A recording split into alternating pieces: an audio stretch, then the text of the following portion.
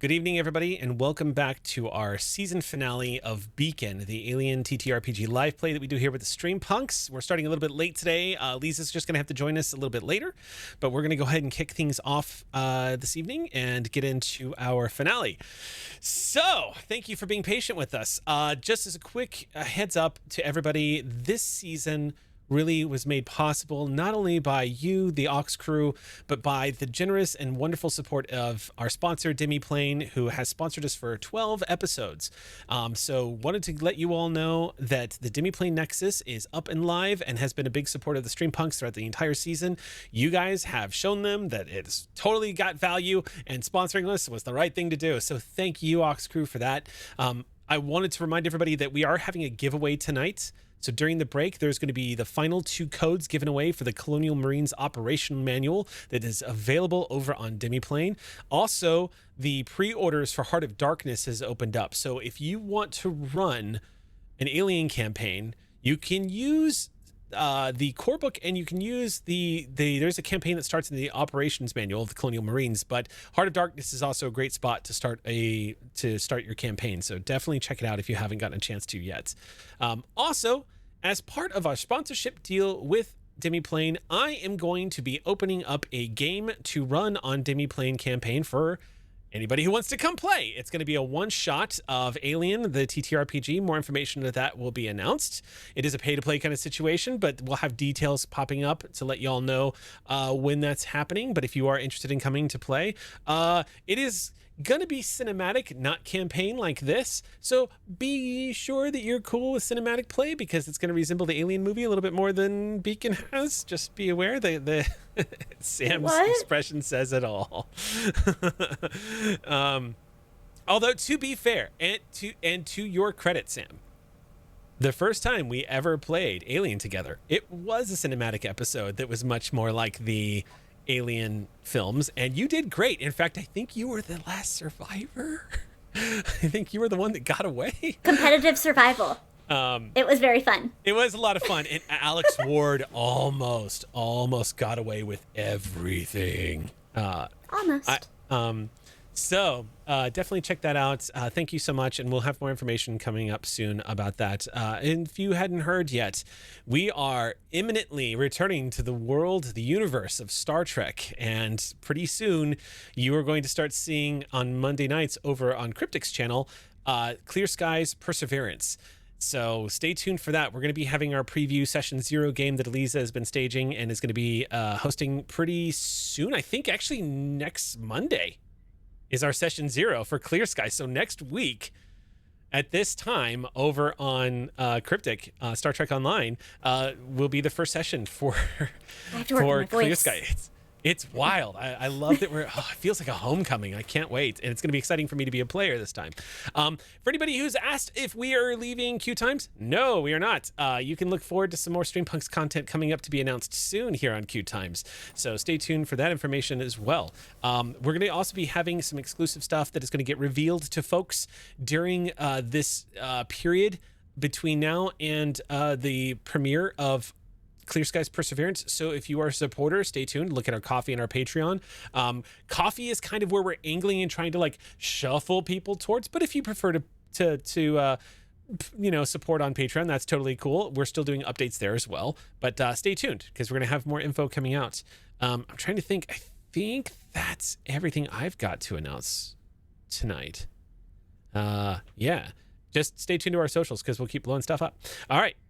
That's all I've got. Do we have anybody else that would like to? Yes, Caitlin.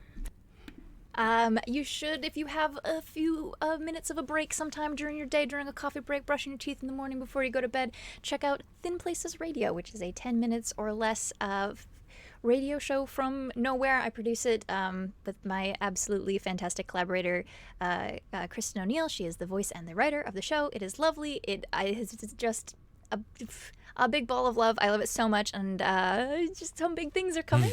It's really tiny. It's very easy to listen to. It's very, very not scary, but a little spooky, a little weird. And I hope you check it out. We're at on Twitter at Thin Places Radio, as well as I think pretty much any other social media platform. If we're on it, we're at Thin Places Radio.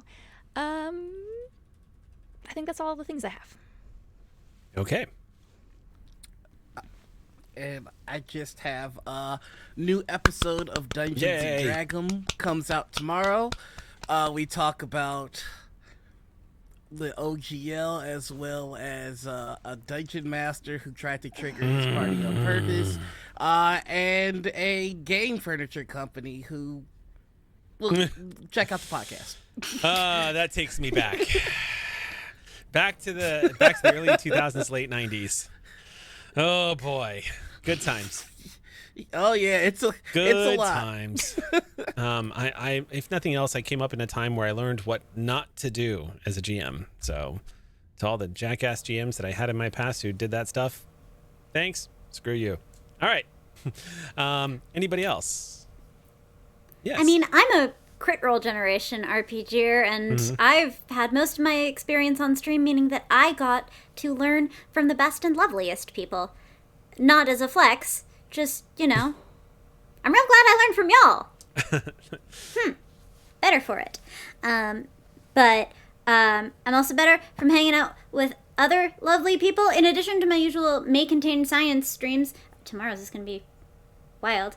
And Dino Day Saturday, where we play Horizon Forbidden West from the beginning of stream. I also play Learning to be a Witcher with Master Witcher Kelly the Opera Geek from our own Seven Raven, and just general being around the internet and fantastic at the same time. Kelly's really, really knowledgeable and really, really good at The Witcher, and I have Moxie and a really, really good Witcher nearby. Basically, we just kick back for a couple hours, and it's probably the silliest stream I do on a regular basis. Sometimes we have Kelly, sometimes we try to make Kelly proud, and we always succeed, right, chat? Yes, thank you. You don't know further input required. So just for Kelly. You want some Kelly content? I know you do. There you go.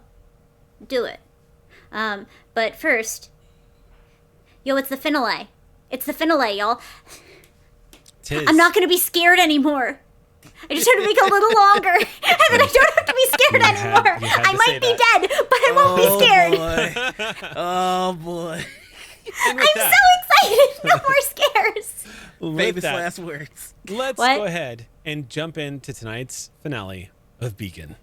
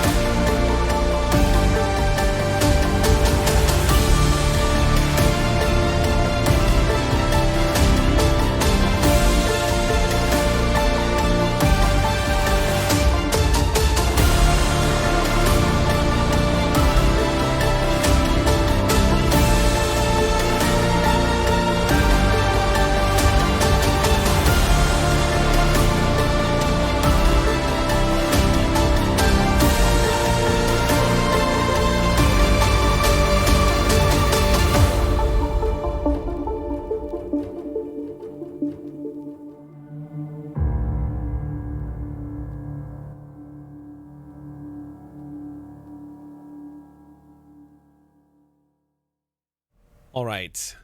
We're beginning a little late tonight, so we're just going to jump right back into the smoke-filled corridor on a spinning cargo ship in the middle of deep space. Just been hammered by the first and second wave of an oncoming radiological event that is a solar flare from a neighboring red dwarf. The power in the vessel is all but completely off. Only a flare is lighting the smoke-filled hall right now. There's also a high-pitched squealing sound from a heavily damaged window nearby one of the port windows, indicating that decompression has begun in this corridor. Has been going on for the past 2 to 3 rounds. To make matters even worse, the strike team that has appeared on board this vessel, the Broadwater, and has attacked the crew, has mortally wounded one of you and has caused injuries up and down due to all the fighting and combat. And then there's the added danger of the fact that every shift, which is about 4 to 5 hours, every shift starting this shift during this combat, I am rolling for radiation exposure. Now, as a quick reminder, I rolled 1 die for the intensity of the exposure. Right now, it's considered light exposure. So it's a single die. If I roll a success, everyone gets a rad. And those accumulate every shift, depending on what the situation is with how much exposure you all have, because it can increase. So right now, it's 1 rad per shift. If the radiation increases, it becomes 1 rad per turn. And if it gets worse than that, it's 1 rad per round. Now, just to inform you players, because just as a refresher as to specifically the dangers of radiation in space, that is one of the great dangers of all space travel in both real life and here in the Alien universe. So this is the way it works. Now, I've already rolled for 1, so you don't need to roll again, but I am going to in the next few hours of game time as they pass. So whatever happens next, keep in mind that y'all are kind of on the clock here, especially because you've only been hit by this first wave of the storm. The EMP particles and the radioactivity that is hitting the ship right now is the same sort of the water pulling away from the beach before the tsunami hits. Think of it like that. The plasma that is ejected by the red dwarf will likely hit within the next few hours. So, no information about that, though. That has not been detected on any long-range sensor just yet. But if y'all are in its path, you'll definitely get the reading. This is the effects of radiation. It is cumulative. For every success I roll, you take 1 point of damage. You do not get a chance to soak this. There's nothing you can do to soak it. Isaac, you are not susceptible to the radiation. Now, story-wise, I would say long-term exposure will definitely have an effect on Isaac. But that would be sort of what's narratively appropriate. How many days does Isaac spend in heavy radiation? How many, weeks does Isaac spend before system breakdown starts to happen? That kind of thing. Do I need to make my wits roll versus the EM at this point? I feel more comfortable. I don't feel like die penalties. I feel like you and I, especially because you and I have built that relationship at the table over the years, Sam, I feel like you and I will propose when we feel like it's dramatically appropriate that disorientation will pop in. Because this is one of those moments where you can actually be flexible with the system to sort of gauge. Wait. What's that? I can get disoriented? Mm-hmm. We really are in dire straits.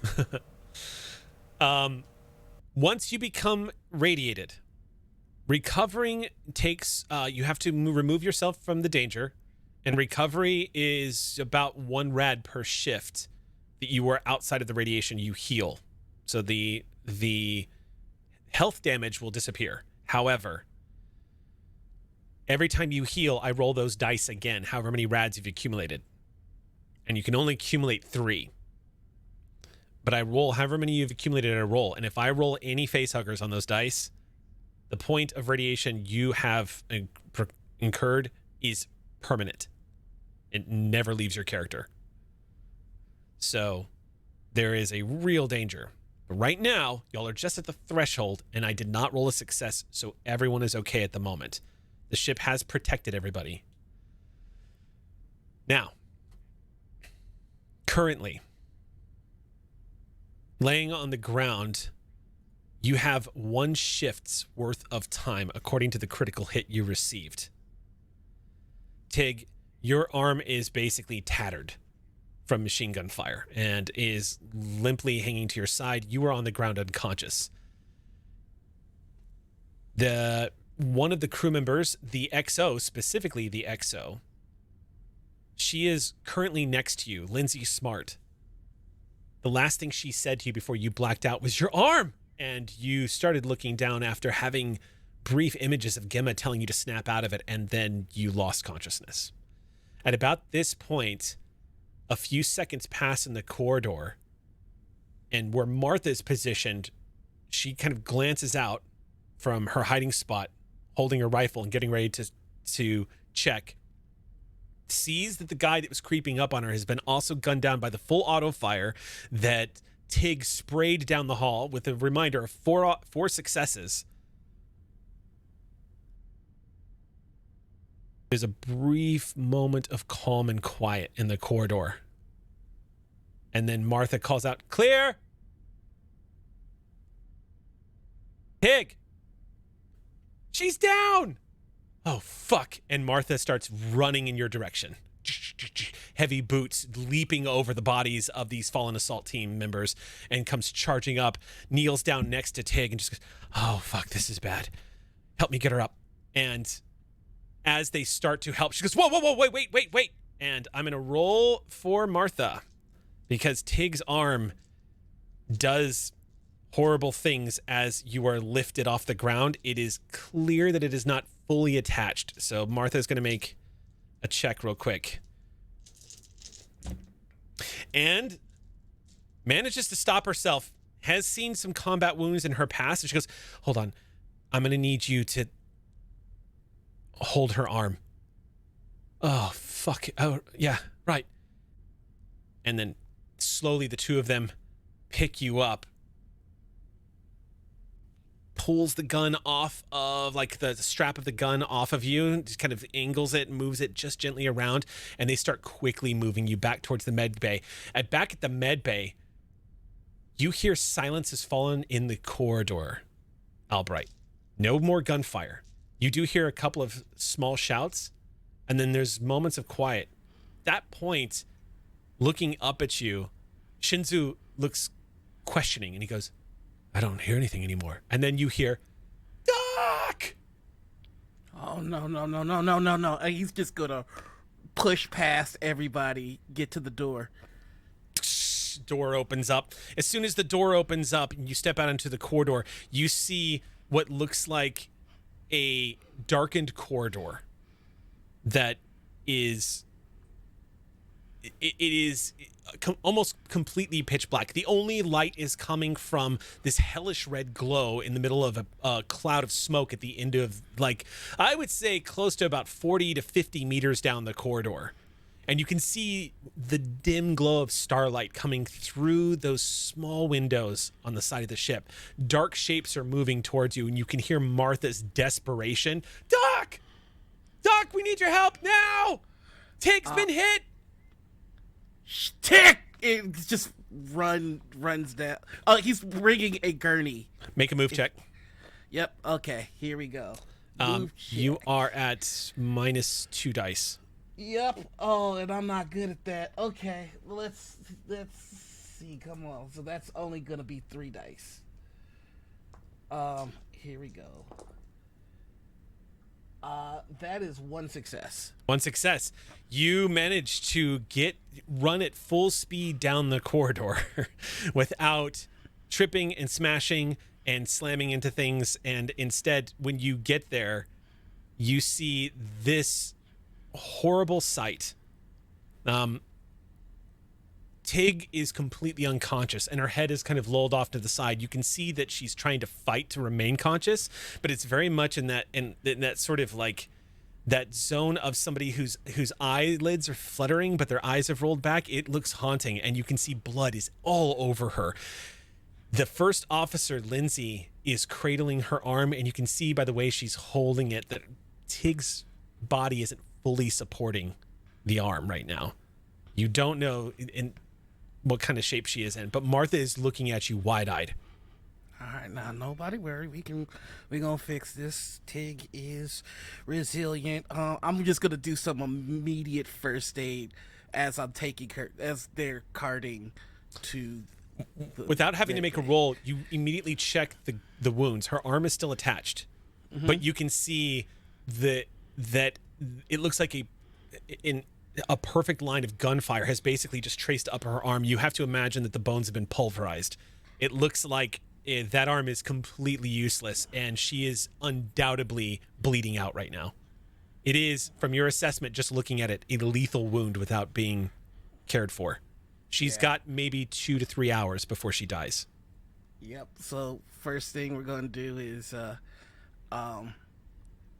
just lean in close to Tig and go, I need you to rest now. Your body's gotta help me here. And with that, I think a painkiller or sedative to kind of just bring her down. And I would like to do a medicine check once we have them in the med bay. Okay. To try and stabilize my friend here. Yeah. 1 second here. I'm gonna make a move check. I'm gonna make a move check for Martha, which just sounded like a band name to me. So. Just has a nice ring to it. Move check. Yeah, for Yeah, Martha. no, I can see them on the lineup. Death Cab for Cutie, Panic at the Disco. Yeah. I had another one. I had a good one yesterday. It was Cheese After Betrayal. All right. I'm gonna make a move check for Martha. She's gonna be penalized. Nice afternoon, isn't it? Let's see. Her mobility check. So 3. She had stress. So I'm gonna roll here. I like my backstabs like I like my cheddar sharp. Give it a trail, it all works. Oh my god, I rolled 2 face huggers. Martha is starting to panic, but she does have... Let's see, what are her talents? Okay. Martha's going to roll on the panic table. Martha's got to roll for panic.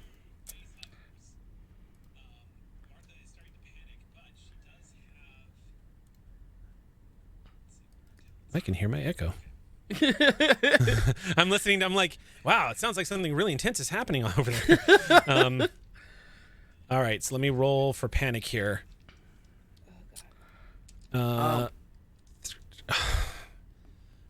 Martha miraculously is holding it together, but is going to gain 2 more stress die. I rolled a nat 1 on the panic roll. So Martha is keeping her shit together. She knows that Tig is in trouble, but she is having a lot of difficulty. It looks like Martha, first of all, if I remember correctly, Martha took some damage in that fight. Yeah. So it looks to me like Martha it looks like Martha is, it doesn't look like Martha's wounded. Like nothing, you don't see any bleeding gunshot wounds or anything like that, but Martha is, to narratively describe why it is that she's having so much difficulty with Tig, it's moving through the dark corridor and just like pulling Tig to get to the door. If I'm able to, I'd like to use Calming Presence on Martha. Yes, that would be an excellent time to do it because Martha has definitely accumulated a lot of stress die. I think, Doc's just going to look at Martha and go, it's my responsibility to make sure that this crew has the best possible personnel available. Oh. So we're not losing our best doctor. You know what, though? It is worth noting that...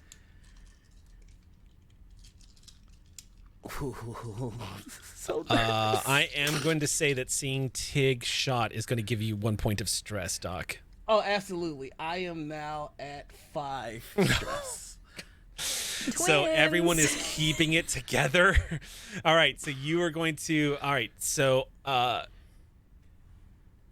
you are going to get Tig back to the med bay. Now, as soon as you get into the med bay, Albright, the first thing, and you knew this was coming, but the first thing you notice is there is not a single available bed in the med bay. There are 2 mortally, Tig was still in the middle of working on the captain, who also is kind of in the same situation as she is now. And the other bed is, well, I would say, actually, you know what? Upon seeing you come in, hold on 1 sec. He's going to make a roll here because he is definitely going to. Okay, he's going to do it. I'm gonna give him a point of damage for this though. So let me mark that down. That's gonna set him back. The moment you walk into the med bay, you see on the other side of the med bay, the doc is already pulling himself out of his bed. And it's not really a bed; it's more like a cot. He's giving that space up, but you see him taking fluids and just reconnecting into his arm, and he nods to you. And when he gets up, he goes, moves over a little bit. As he takes a couple of steps towards the wall and leans up against it. The XO, Lindsay, she looks at you, Albright. Do you have her? I got her. And she gently lets go of Tig's arm and rushes over to the doc. I've got you. And takes him. Doc, you managed to get Tig into the bed. And he turns and says, the doc looks down at you. This doctor is Dr. Marion Gill. He looks at Lindsay and says, give me the last of the adrenals. I'm going to help him. No. You can't. No. Just do it. I don't need them right now. The captain can't use them. Exo moves over to one of the cabinets, starts looking for one of the adrenal shots. Real quick, at first glance, how is Tig's EV suit? I'm imagining it is. Tig's EV suit, about at the elbow down, is in tatters. It's going to have to be repaired. It is shot up. Yep. Okay. The guy basically, it looks like it was focused burst fire that was aiming. He was probably trying to hit center mass, and just all of it hit her arm. Okay. So, for Doc is, of course, takes side, pops off the helmet. It's just like, all right, let's start to get this. All right, Doc. So before you roll, it's time to appraise you of the situation. Mm-hmm. Tig is dangerously wounded. Yep. The captain is dangerously wounded. Yep. Tig made the decision because, and rightly so, made the decision to leave the task of healing the captain to stop the boarders from basically killing everyone. Which means the successes that were rolled to heal the captain are not resolved. And so, right now, there are 2 people who need to be healed within the next shift, or one of them is going to die. You have one doctor who is injured and is taking an adrenal shot. And then there's you. I think you see Doc do the math and realize that, and he's gonna go, I refuse this. All right, here's what's gonna happen. And he's looking at the XO. Mm-hmm. Basic instructions. We already started on you, Captain. I can tell you what we need to do to finish it. I'm bargaining to be a little less efficient just healing Tig, to have him essentially deputize these people as medics. So what this is going to come down to, Noir, is essentially stunting on your medical check, because the only way you are going to pull this off is going to be doing it in half the time, which is available to you as stunt. Okay. That is the only mechanic that's going to be able to come into play here. Now, because the doc is going to take an adrenal shot, I'm going to allow the doc 1 shift of no penalties helping you. So there's going to be an assist on this roll. But I would also like to remind you, and Sam, correct me if I'm wrong, but there are 2 story points left, if I remember correctly. Is what I had written down, or is it 3? Might be 2. I'll believe your number. 1, 2, 3, 4, 5. I think we 6, had 7. 2 left. I think we have I 3. just have a big, not a whole heck of a lot as the number being held in my brain. Yeah, that was roughly. Y'all give or were take. burning through them. All right, so I'm double checking here because I was going down Yeah, we just have did what you 2 did. left. Okay. All right. Leo Ambermain and Rogan are our last 2 story points. So Okay. No. Ah! Okay. now I do want to Stunts remind all you. the time. You got this. You got this. So here's so I can map this out for you though. Here is the problem. Here is the great risk here. The risk isn't whether or not you're going to have enough dice to do this. The risk is that you do have too many dice. You're rolling stress die. Now, as a quick reminder to everybody, because I want to, this is a big important roll, and I just want to make sure everyone knows exactly what's going on here. If you roll those dice and roll a face hugger, it is a panic roll. Yep. Panic rolls mean that if you fail your panic roll, you are sent into a wild panic of some kind. And it means that you will auto fail whatever you were trying to do. Yep. So, keep that in mind here. Okay. So I that's the situation, and I leave it to you. All right. So, Big Doc moment. He's just, he's gonna look at everybody in the room and go, "This is beyond my ability to fix by myself. I could put my full focus on what I would like to do, which is to save one of the very best people that I have ever met, but I understand the importance of your captain and everybody in this med bay. It is my responsibility to make sure that everybody leaves here healed. That's what I swore, and that's the kind of man that I presented to Tig. And I refuse to let Tig die with me being anything short of that. So you are all doctors today, and you gonna follow my instructions, and we gonna get this right." Oh, that being said, let's roll. Oh, it is 5 from empathy. Now I do have to, I have to do this. Bring it on. It's the finale. It'll make it hurt. So, because you are working in near total darkness, there's also going to be a -1 penalty to the There's check. fire in that med bay. What's Tig that? lit a fire before she left. Yeah, that's right. So you've got basically dim light in here. That's making it possible for you to see. So just to map out the situation, you're in a dim light in a spinning radiated ship in the middle of deep space. That's 1 die. You get to work. You're going to... Okay, so the help action. You can help another PC or an NPC perform an action. It costs an action. Each person that helps you, you're going to get a +1 modifier from the doc giving you a help here for a single roll. And if you're using your surgical kit, that gives you a 1. I use my Eldritch Horror dice as my panic dice. All right. That's fair. Yep. Here we go. It's 5 from empathy, 3 from medical aid, 2 from my medical kit. They're taking 1 of those away because of dim lighting, and Your help. You're 1 from help, right? oh, 1 from help. Okay, yes.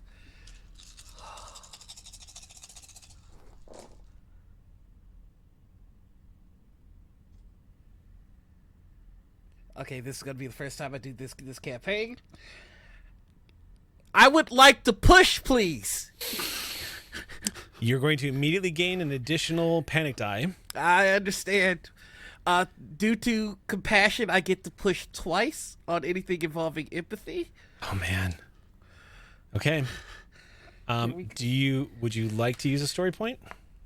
Yeah, you know what? On second thought, yeah, because that first roll was not it. Yeah, to be fair, with the amount of dice you're rolling, you had every reason to believe that you had at least 1 success coming. I don't blame you for doing that. So, Yeah, then we're going to go ahead and burn that story point. In which case, Also, thank you very much, Leo Ambermain.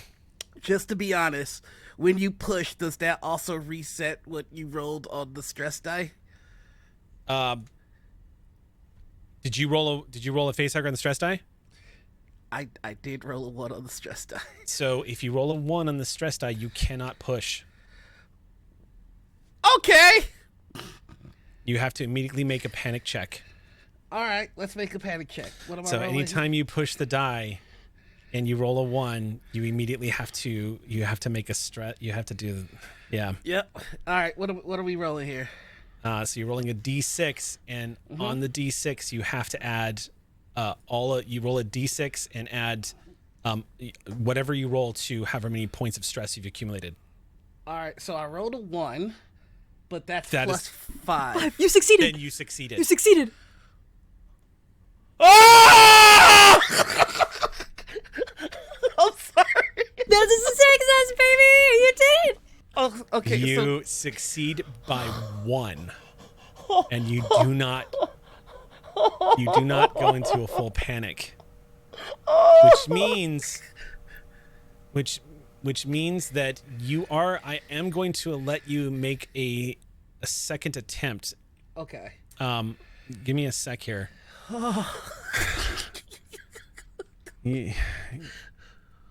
You are going to be able to make a second attempt. Okay. All right. Hold on. I have to have a talk with my dice. Listen, y'all embarrassing me. This is the finale. So with the second attempt, though, the way this is going to work is if you're going to try it again, then I'm going to have to either you need to narrate or come up with a reason of how it is you managed a second attempt, or I'm just going to raise the stakes again. All right. Okay. I'm sorry. Go ahead. Well, so normally you would need 2 successes then. Okay. Because one success would let you stabilize Tig. And it would also allow you to do it in half the time so that you could go help the captain. All right. Yeah. So that's normally, but if you're going to attempt this again and get it done in the time you need, I'm going to say that you need an additional success. As opposed to 2, you now need 3.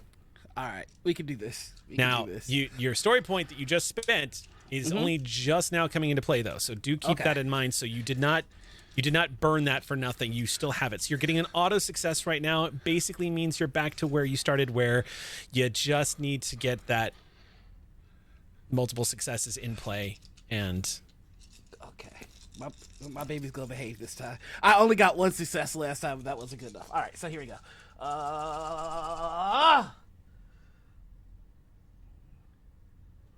4 successes. Did you get any ones? Any face huggers? Any ones on your stress die? My stress die, the lowest I got was 2.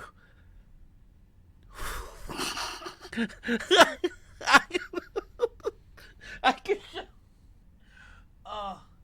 Docket, at one point during the procedure, your hands are moving and you feel the beads of sweat rolling off of your forehead, and immediately Lindsay is there to just catch it and clear your face for a second as you continue. You don't even acknowledge her. You're so focused on Tig. Tig's arm is brutalized. There is a busted artery in 2 different places that you're having to immediately go in and close up. The work is quick and efficient. You do it in about half the time. While this is happening, I'll tell you now that you are going to be able to stabilize Tig. We'll have to roll for the doctor next. And because you are doing it in half the time, I'm allowing you to roll for the doctor. Okay. But, or not the doctor, the captain, but to keep with the penalty incurred by the first failed attempt, you're only going to get 1 shot at the doctor. Okay. Or the captain. While this is happening, though, there's a lot still happening in the cargo bay. This is all transpired over what is stretching on to be 20 minutes or so. So we've got a block of time of stuff before we reunite the group. So right now in the cargo bay, it has grown eerily quiet. As remember, this cargo bay is exposed to the vacuum of space. Right now there is an open hatch and dim light being cast in through that open hatch into this cargo bay that has been completely darkened by the lack of power. There is at least 1 unconscious, I believe one of them is completely unconscious and is kind of just drifting right now, and one of them is pinned to the cargo container, if I remember correctly. I didn't do any intentional damage to the man I believe you said I played Angry Birds with. But it is possible that in the the Oh, I process see. of getting his grappling gun, so on. Shit happened. Yeah, I mean, combat's basically over right there. So one of them is unconscious and one of them is currently, because I remember you were using non-lethal means for all of the things. And other than accidentally stabbing the guy in the arm, I don't think I did a lot of... I bargained away a lot of damage as much as I could to go for the subduing, but if he takes that knife... I hope he doesn't take that knife out. I'm going to have to roll a strength check for him because he has been trying to get it out. So let Oh, me... no, that's... No, don't do... He is going to try to... While you were down I there dealing understand with... biochemistry does lead humans to make impetuous, instinctive decisions.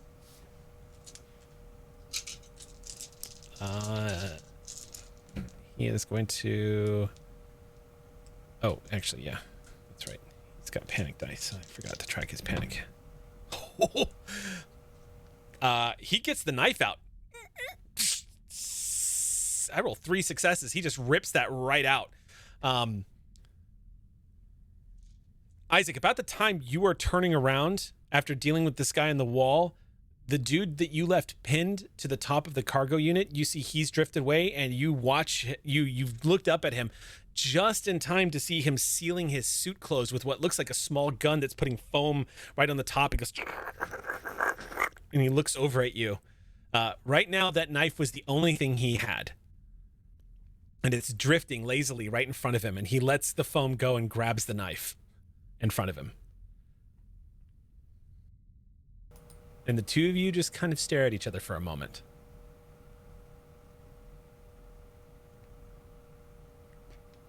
He's on the side with my maintenance jack and my breach seal in progress. He signs to you something.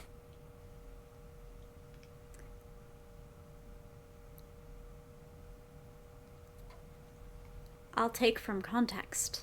I don't understand. He's pointing in your direction. It takes you a few moments to realize he's pointing at the guy next to you. And then he points at your maintenance jack, and he does this, like he's offering a trade.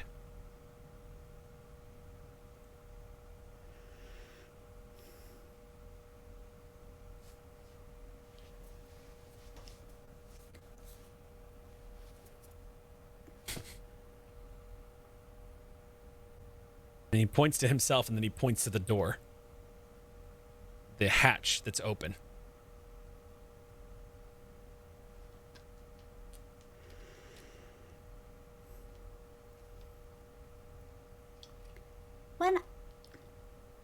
At this point, I would like to at least attempt to recall. You know, you have... Just go back through my own memories. I remember hearing that there was a dot, a bright silver dot in the distance that at the time I attributed to the ilios. Going back through my own memory, do I ever remember seeing another dot? It's possible.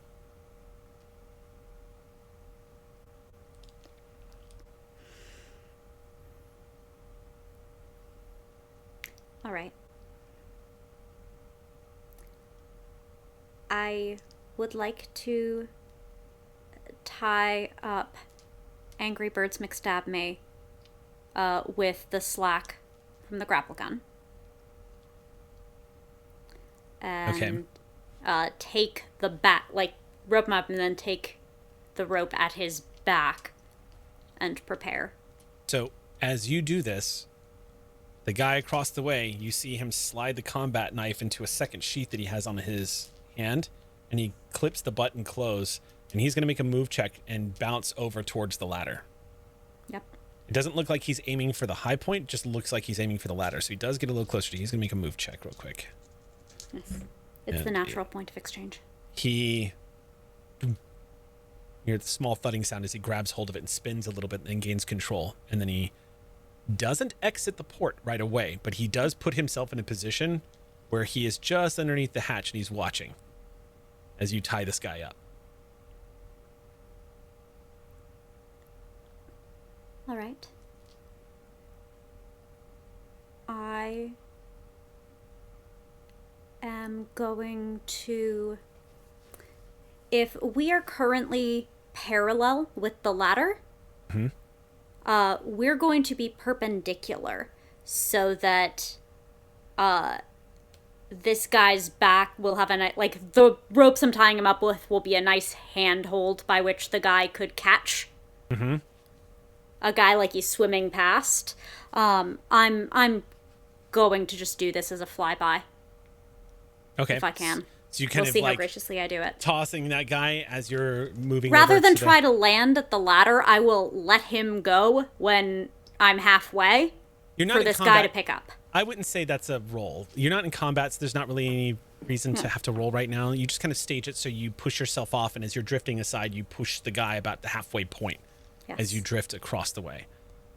You move pretty slowly, and the guy reaches out and grabs his partner, who's, you see, kind of shifting around a little bit inside.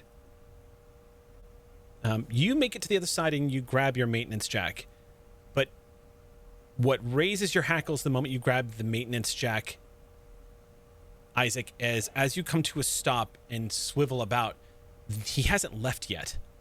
And he's not, doesn't look like he's trying to help his partner through the maintenance hatch. It looks like he's fumbling with something behind his partner's back.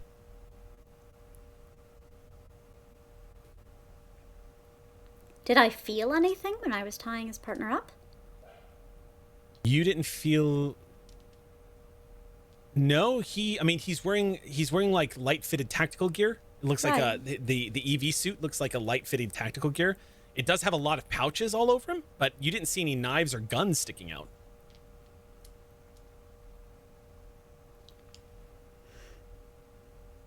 All right. Well, I will stay Make an observation check.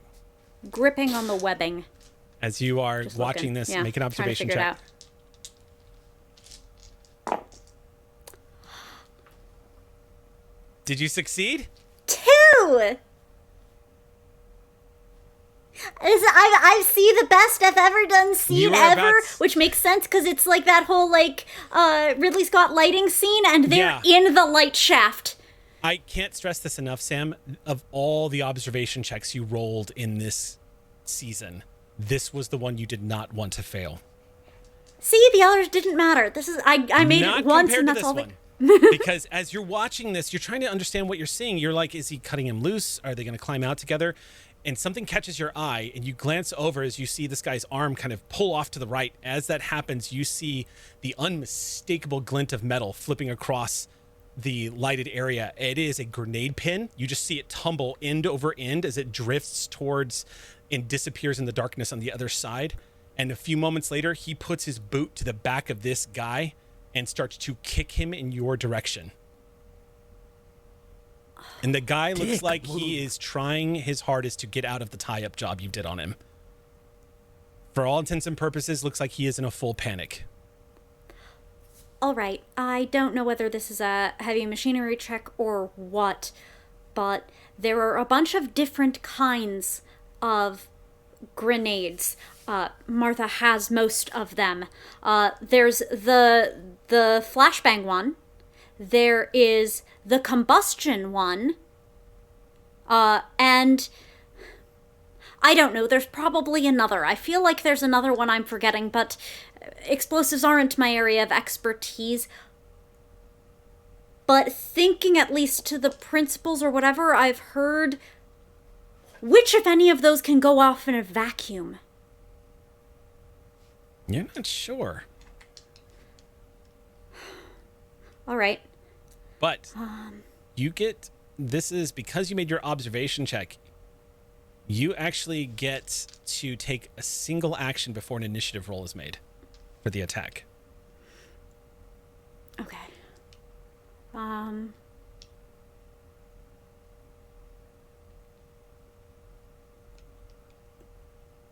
Okay.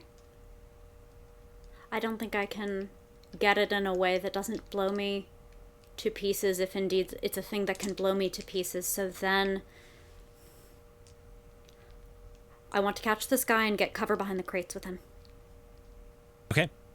He comes drifting towards you. Make an initiative roll. Okay.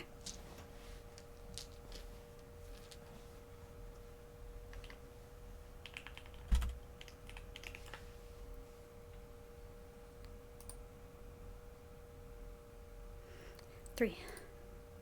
You're gonna beat me. Well, I hope not. The Try guy. not to be violent. The helmets that they're wearing, the EV helmets, they don't look like the bulky retro style ones that you have all been using from the Ilios. The ones that have been used again and again and again by miners and truckers and everything across space for the past 40 plus years. In this case, the helmets are much more streamlined and they look, again, tactical. It's closer to like a Halo style helmet that's kind of fit on his head. But as he's drifting towards you and you see him pass through the light, you can see the absolute horror on the face of the guy who has been kicked towards you. You managed to catch him just as he's coming at you. You've got him. You can up close, you can feel the vibrations on the other side of the EV suit, which you have to imagine is him screaming right now. What do? You gonna move to the other side of the crate? Yep, I'm on the webbing, so I'm just going to continue spider tranning over cover. Okay. The other guy, on his turn, he is going to immediately... He just exits, goes right up the hatch. Isaac, you slip down to the other side, and as you do, I'm going to make a strength check for this guy.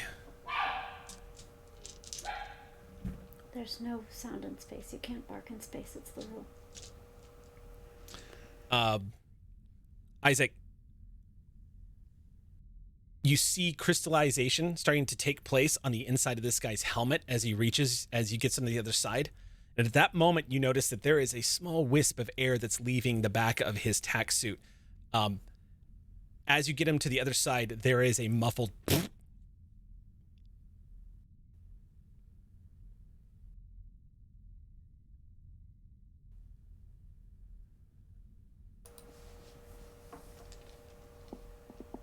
On the inside of his helmet, his horrified expression vanishes behind everything that was just liberated from his body from an explosive being detonated inside the suit that it was just put inside of him.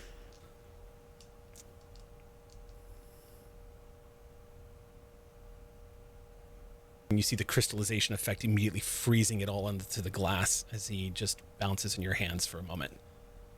And then you gradually see these crystals beginning to expel out into the void, and then finally the last of what's left of the oxygen decompression, he almost slips out of your hand as the suit is destroyed all in the same second, and you just kind of hold him there for a second as...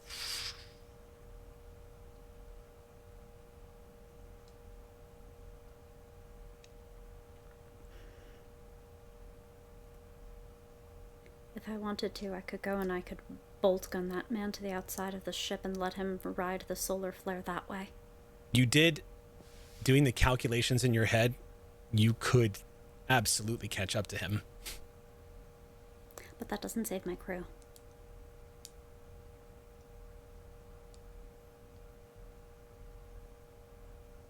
I need to seal the breach. You leave him as you push yourself off and head back towards the ladder. When you get to the top, you can see that the hatch is still hanging open. There's no one above you. I need to make sure I loop his arm into the webbing. Okay, you anchor like him. Jennings. His body just kind of drifts for a second, but you do manage to anchor it to the side.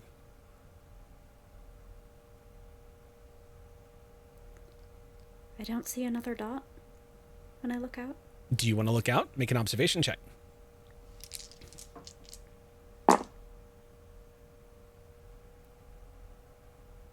No. No. You don't see another dot, but you do see the last survivor of the invaders has kicked off the hull, and you can see he's got an emergency light that's flashing as he is pushed off, and he's drifting further and further away from the ship. You see just blinking.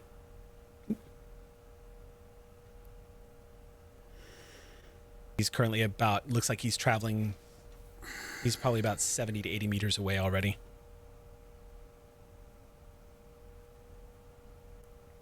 I wish we weren't out of story points. You have one left. I can't use it for petty. Yeah, absolutely, you can. This is where Caitlin Noir and probably even Eliza is probably going, yes, you can. I'm gonna need to save my crew. Okay, you know what? I can actually do this as a devil's bargain. Okay. Because I'd have to make a roll about it. He has this sparky light. Mm-hmm. As I also look out, it sure would be a horrible time for an EM flare. Mm-hmm. That knocked out his electronic. Could I interest you in a devil's bargain, Eric, whereby I have to roll my wits against the EM and his light gets knocked out? So you want to use a story point to change his circumstance and make it so his signal is like I said, it's petty. I see. It's petty, which is why I'm trying to pay in devil's bargain instead, I admit.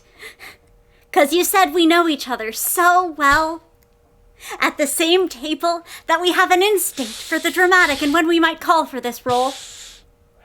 I'm taking notes. This is beautiful. I think I'm actually going to rule on against that one and say, yeah, I don't think you would be able to spend a story point to screw him over. You could spend a story point to give you something.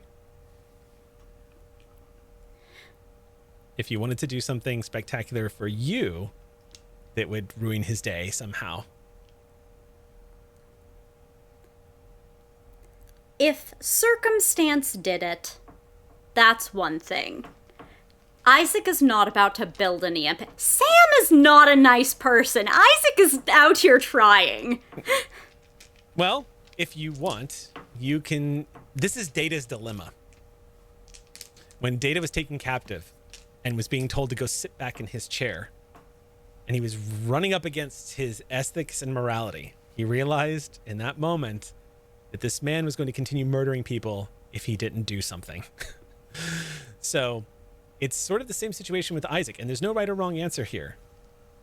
But it's wherever you... And Isaac doesn't have programming to fight against anymore. No. Like Data did. So it's up to you. And whatever you decide will be the right decision, and I back it fully. But if you did want to stop him, if you wanted to come up with something that you could do and spend a story point that would make it possible for you to try that, I'm open to that. Otherwise, this guy is about to vanish into the dark void with a small blinking light on his belt to signal whoever.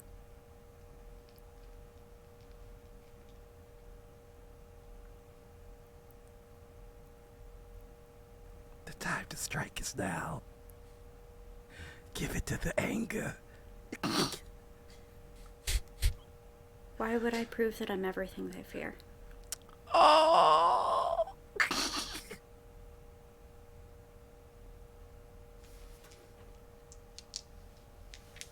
I have a hull to fix and a crew to save. Isaac, you watch as he's drifting out into the darkness and you start doing the calculations. It would be an extreme range shot. You could probably shoot him. It would be an extreme range shot. You could probably throw something at him. It would be an extreme range shot, but you could probably bounce right off this hull and tackle him in mid-space. And you let all three of those options drift away with him as you turn your attention back to this hull. Knowing that there is an incoming plasma storm, you don't know where the Ilios is. And you have no idea what else is waiting for you out there. And there's a really good chance that everybody else inside might be in danger. So you pull your tools out, drop down to one knee, and immediately start repairing the damage. Make a heavy machinery check. It'll take you one shift. All right.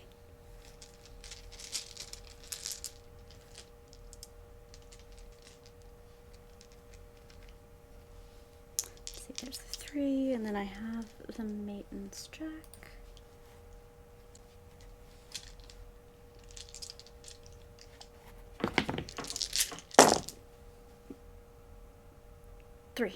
Three Successes. You can do it in half the time, if you so choose.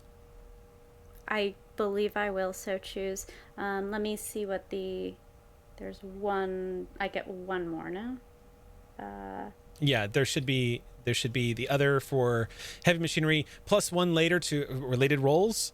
Don't need to roll again for the exact same situation, which metagame wise above table could come in handy because there is a window right now that is currently decompressing the corridors that Isaac is going to learn about. Half the usual time, break it permanently, you act quietly, you show off. Those are the stunts you can do. I show off to the sun. Yeah, I'll I don't know if there are other breaches, honestly. So you want to just do it in half the time.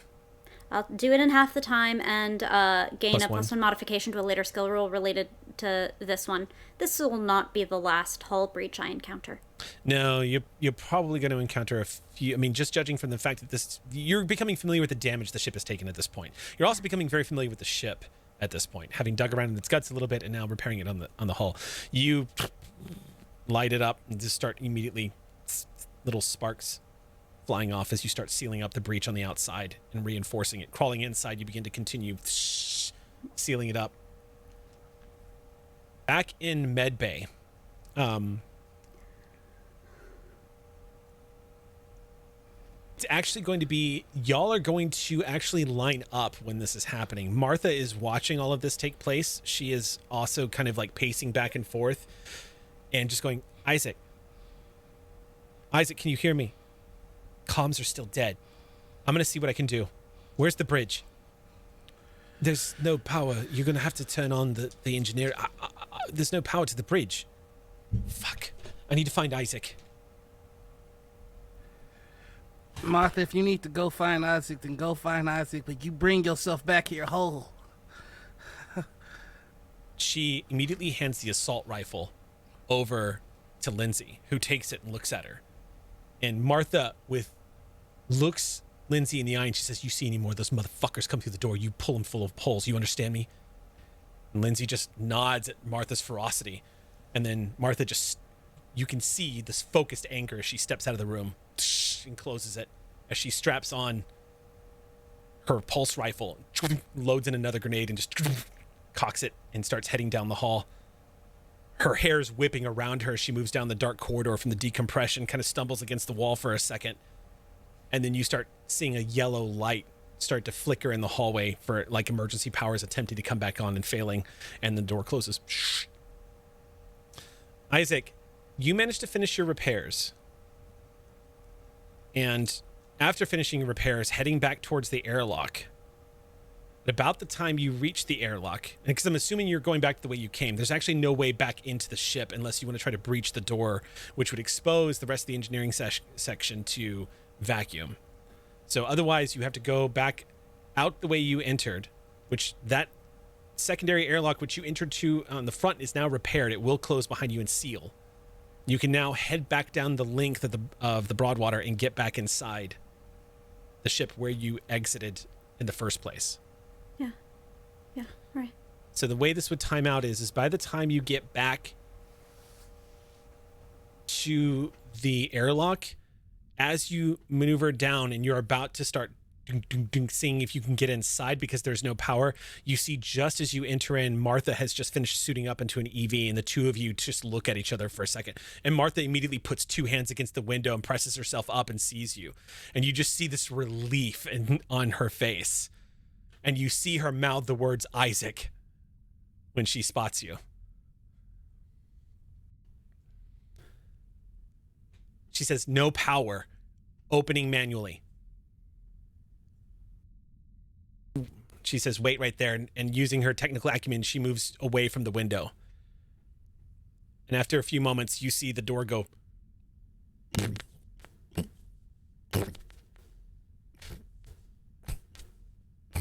And open up just a little by little by little until it gets just a little more open. And then eventually there's a big enough space in the airlock for you to squeeze into.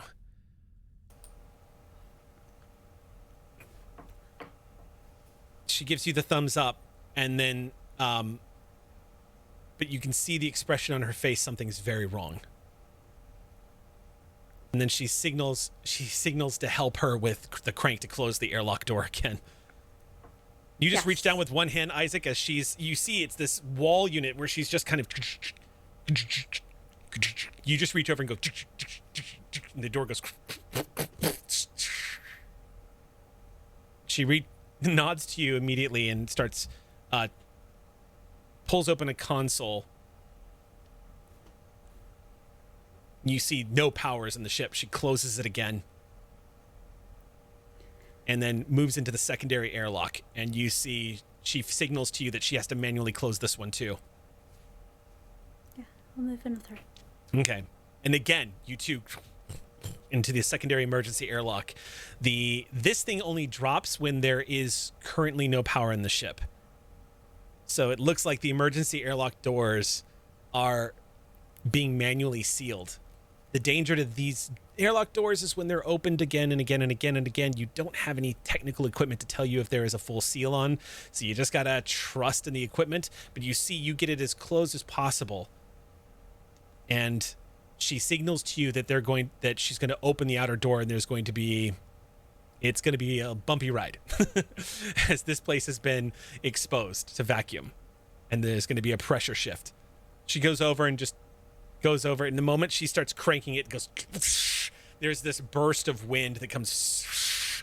She almost gets knocked off her feet as this air begins to rush into the room. You crank open the door again and again, and you see papers, and you immediately, Isaac, see what looks like thick air being sucked into the airlock. Not quite smoke, but the air is thick. You can see a little bit of the starlight being cast through this thick air as it comes through here. And after a few moments, she taps on her suit, but her suit is not showing her any readouts. And you see the frustration, and she steps in. Gravity is working, and so she just goes. She removes her helmet and goes, oh, fuck. And she kind of pulls on her ear a little bit, like her ears popped, and she's like, oh. And leans up against the walls. The decompression kind of causes a little bit of a dizziness. What happened?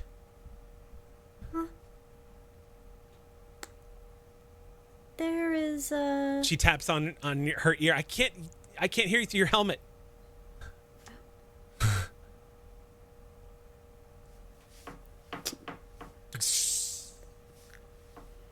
You pull the helmet off. I think there's a ship nearby. He killed his friend. Why would someone do that? I don't know what you're talking about, but I need to tell you. She goes, I don't know what you're talking about, but I need to show you this. And she steps into the corridor and immediately starts filling you in on everything that's happened. Tells you about the people that attacked, the gunfight, and when you get to the med bay, she stops and looks at you and she says, Isaac, Tig is in really, really bad shape. I don't know what her chances are. I haven't gotten this chance to speak to Doc, but it looked really bad. Really, really bad. She got hit really good. All up and down her arm. The brachial artery doesn't bleed that much. You'll just have to look. Okay. The door starts to open up. As it does, you are met with the barrel of a Russian-made AK assault rifle that's just pointed right at the door as it's opening. Martha stops, and Lindsay just lowers it and goes, fuck me. And Martha goes, good. Just pushes the door open. Oh. And you see the scene as it was. The moment you look inside, you see what looks like it looks like the doctor who you saw last in the medical bed, who is partially unconscious, is standing and like holding onto the wall and moving around. And it looks like he's working on the other doc, but you see Tig. It looks like the doc has just finished working on her. And Doc, you see Isaac step into the room. Oh, thank God, I was so worried about you. How are you all right? Are you all right? Yes, they didn't stab anything essential. I'll be able to stitch you up once I finish up here. If you've taken damage, I can work on you too, Martha says to you, Isaac. Oh, it's nothing urgent, not compared to getting power on the ship. I don't even know if the shot connected with me. Martha turns and looks at you now, Albright, and says, how's she doing? Tig is one of the toughest people I've ever met. Stable, and right now it's up to her. And well, I don't know that Tig knows how to lose a fight, so she should be standing around impressing all of us sooner rather than later. Just needs to get a little shut eye. This one always works too hard. It's the captain I'm worried about now. But if I may, I'm gonna have him start to take off his evil suit. Yep. And Isaac, if I could have you gently now put Tig in this suit. We need Tig to be in a whole suit, not one that's got more holes in it than a slice of Swiss cheese. Don't you need that for having a suit? I'll get to it as soon as I take care of the captain. Real quick, Isaac, just to let you know, there is, with the exception of a shattered face mask, there is a fully intact suit still on the body of one of the other crew members that you found, the guy who had vanished from before. It very much occurs to me. And further, Doc, with all respect to your morphology, isn't she a little closer to my size? Well, yes. I mean, I figured I stressed it out. But question: Is Isaac's suit not damaged? Isaac's suit has been damaged, but it's not damaged beyond repair. Okay. I took the one slice. Yeah, it's probably an easy patch job. It would need to be either replaced or fully repaired after, but for a couple of uses, it should be okay. All right. Well, in that case, then y'all can go ahead and switch suits. Isaac, you sure you're gonna be all right? Do you know where you might be able to locate another suit for yourself? I need less oxygen than you. Martha smiles at that. I can't deny that, especially with all the smokers we got on our ship. All right. Oh, like you. I finished taking off the suit. So, moving over to Tig, you see that her arm has been heavily bandaged with multiple splints. You can see that a lot of work has been done on it. Oh, that's very bad. She is going to need, like, Doc has stabilized her. She needs surgery. That's going to have to hold on. That's going to have to wait, though. It looks like she has basically been, her arm has been stabilized.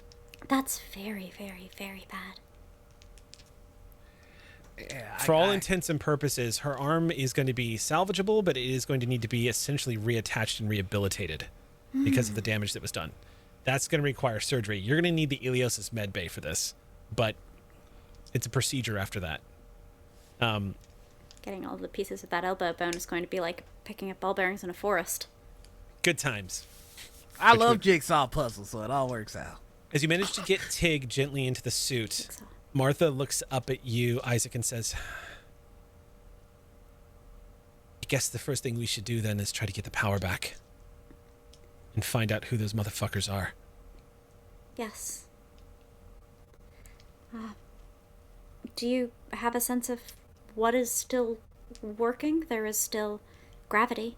So there is still something auxiliary, no? Something must be still on if we still have gravity. So finding out what that is and how to use it. I was in the process of trying to discover that and track you as well, because I was worried about you and we hadn't heard about you, and then they arrived. So let's get back to work. Well, I do so hate to interrupt, but does anybody know what those individuals are here for? Does anybody know what they're after? None of them are alive, so we won't be able to ask. We can figure this out in a minute, though. All May right. I make an observation check? Yeah.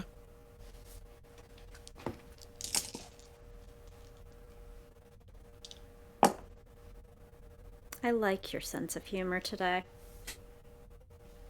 1. One success. What are you attempting to observe? What is it you wanted to see? What you were looking for Isaac? There are 2 possibilities.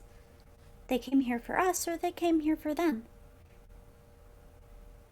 Anyone react just now?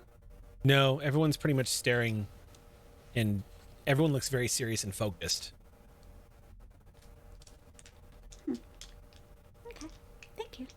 You don't. Well, once I get the captain up and running, I'll see if he has any answers for us. Then we'll try to make this a fully functional ship for you to do that. Just please, I don't want to see any more of my friends become my patients. So do be careful. I will try not to get stabbed again. Captain's orders. Before you and Martha head out, Martha Yes. moves over to Tig and leans down and whispers into Tig's ear, just loud enough for anybody who's very close to hear.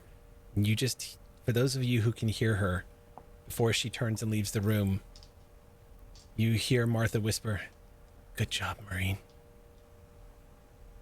before she steps out the door and follows. I think she turns around and sees Isaac looking at it, like trying to analyze the moment. That is where we are going to pause for our break. Woo! So, I'll cry over Tig. Caitlin, how you doing being an observer? I'm doing great. so This rocks. I'm sorry that I've made myself useless for this, but it was worth it. Yes, how dare you become the centerpiece of all the drama for the episode at the top. Hey, if I did my work, now I just get to sit back and watch. It's great. Well, when we come back, we're going to get into the next shift, and that is going to be you will be regaining consciousness. So, and hopefully we'll have Eliza. We'll see. We might get Eliza back in the top. So, but until then, don't forget, we're having the giveaway for Demiplane right now. So don't forget to enter and win for a free copy of the Colonial Marines Operations Guide. And we will see you in 10 minutes. Welcome back. We now have a full crew. Welcome, Eliza. It's good to see you. I'm so glad you could join us. You missed all of the stress-free stuff, so you're popping back into the game right as things are going to get really bad. I So was watching. So yeah, no.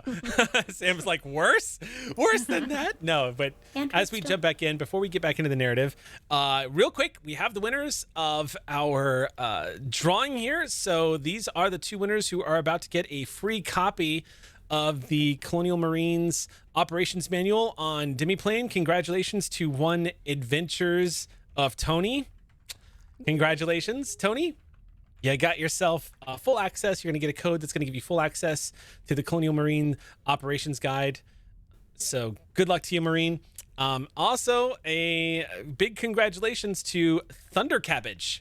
Congratulations. You now have the Colonial Marines Operations Manual. Jake pulled those numbers for us. Thank you so much, Jake, for helping us with that. That was our last giveaway for the sponsorship. Thank you so much, Demiplane, for giving those away. As y'all have seen, just a real quick reminder, Demiplane has been really going into overdrive recently and preparing to, let's just say, create a space for anybody who might be looking for an alternative place to play digital content for alternative takes on fantasy TTRPGs that are worthy of exploration. And if you are interested in checking those out, Demiplane has a game called Pathfinder, which is up on their platform. If you are curious about it, they also have all the books, and their character generator is currently in alpha and testing. So the goal for Demiplane this year is they're going to have a couple of these available for a lot of the TTRPGs that you're seeing us play. So maybe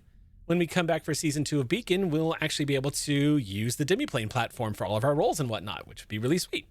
But for now, let's go ahead and jump back in to tonight's episode of Beacon, Part 2.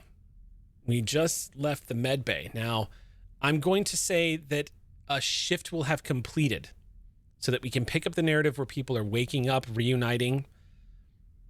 I'm going to start things off by asking for some rolls. So the first roll I'm going to ask for is a heavy machinery check from Isaac and a commtech check from Martha. And this is the scene where the two of you basically working together to try to locate the source of the power failure and where the power is working, because gravity is still working on the ship. But this is also to assess that damage, and then the next shift will have to be used to repair the minor decompression that is happening. What is going on over there? Sam, don't forget, you get a +1 to the roll because you get a +1 on future checks because of your stunt from the last repair job you did on the ship. I didn't even roll that in. Yeah, you get to add one more die. I have a question. Yeah. Do I have more stress since we started? I started the session, end of the last session with 1. Did I gain more today? Martha had to roll a panic at one point. Yeah, you have kept it you have a together. total of 3 points of stress right now. Okay. All right. Adding those in. And is this Although- this is Actually, no. I do believe I got rid of one of them. Oh, that's you did right. get rid of one of them, and I'm sorry, and I just realized if we're doing a time elapse of a shift out of combat while you're working, that's actually going to reduce the stress by 1 point as well. All right. So I have 1 now. Sounds Yeah, like. you have All 1 right. point of stress. Cool. And then does this am I going to connect to the mother system at all for this? No, mother's down. Okay. Yeah. And then would I use either my hardware or my software? Or neither? I tell you what, let's have Isaac roll first, because that's going to help determine how much you're going to be able to do because you need power to basically do what you're doing. Your data pad is also offline. Oh, So, okay. Everything got EMP burst basically took out Right. all electronics here. So Okay. how'd you do, Isaac? 7. Holy. That's that face. That face is 7. Holy shit. crap. I don't know that I've heard of anybody rolling 7 No! successes as an alien. I saw the pile of successes, then I counted them, then I realized around the corner there was another one I hadn't even seen. 7! That's not a number! Holy crap. That's amazing. That is And it's not even like it astonishing. was such... Yes, it is my fattest macro, but like... That is incredibly statistically anomalous. Okay. They're determined right now. They're like tunnel vision in. All right, then you'll be able to use your data pad then, Martha, because you're going to be able to plug your data pad into the power supply of the ship and actually activate it again. Okay. You learn that your data pad that you've been using, this standard issue from Colonial Marines, was completely drained of power when the EMP hit. And it's charging up once you manage to find a compatible socket to plug it into. Seegson is really good about making universal plugs, about being able to, you also specialize in literally breaching actions for the Colonial Marines. You're good at plugging into any damn thing. So you managed to find something to plug this into. So you'll be able to do a diagnostic check with your equipment bonuses. Thanks, Isaac. I mean, that's a lot of stunts too, right? I mean, I guess. I believe it is literally every stunt. It's with that many successes, I'm not even counting it anymore. Pretty much repairs that need to be done are going to be done. I appreciate it, yep. Yeah. Of all the... I see 1, 2. Sure. 2 success. That's every observation check I failed this season. Yeah. In one roll. 2 successes. Yes, 2. Okay, the two of you work for a couple of hours. And here is what you're able to learn. The damage seems to be highly localized, which is the first clue. The second clue is the damage itself. Martha, you're able to uncover evidence of the cargo area that Isaac was having their fight in. It looks like the ship was tampered with a few days ago from the outside. When the two of you, with that many successes between the two of you, here's what you're able to piece together just from repair work and using your commtech check to check ship logs, when things were accessed, when things were shut down, what's been damaged.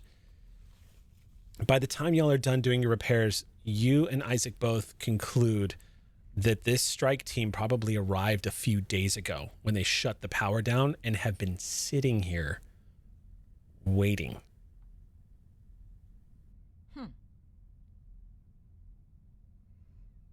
Is the only explanation you can come up with, because the damage caused to the ship was deliberate.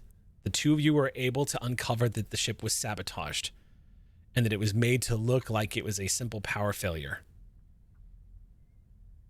One of the things that you note is that when Beacon was contacted, comms were working fine. When Beacon acknowledged, which you see in the Comtech logs, the comm systems were immediately diverted from their main source of power, which means you and Isaac can conclude with, again, 9 successes between the two of you. The two of you were able to conclude the ship was sabotaged and invaded a few days ago. And then after Beacon was contacted and SOS was acknowledged and the help was on the way, they cut their comms again deliberately. So they couldn't send out any more requests for help or contact anybody else. Wow.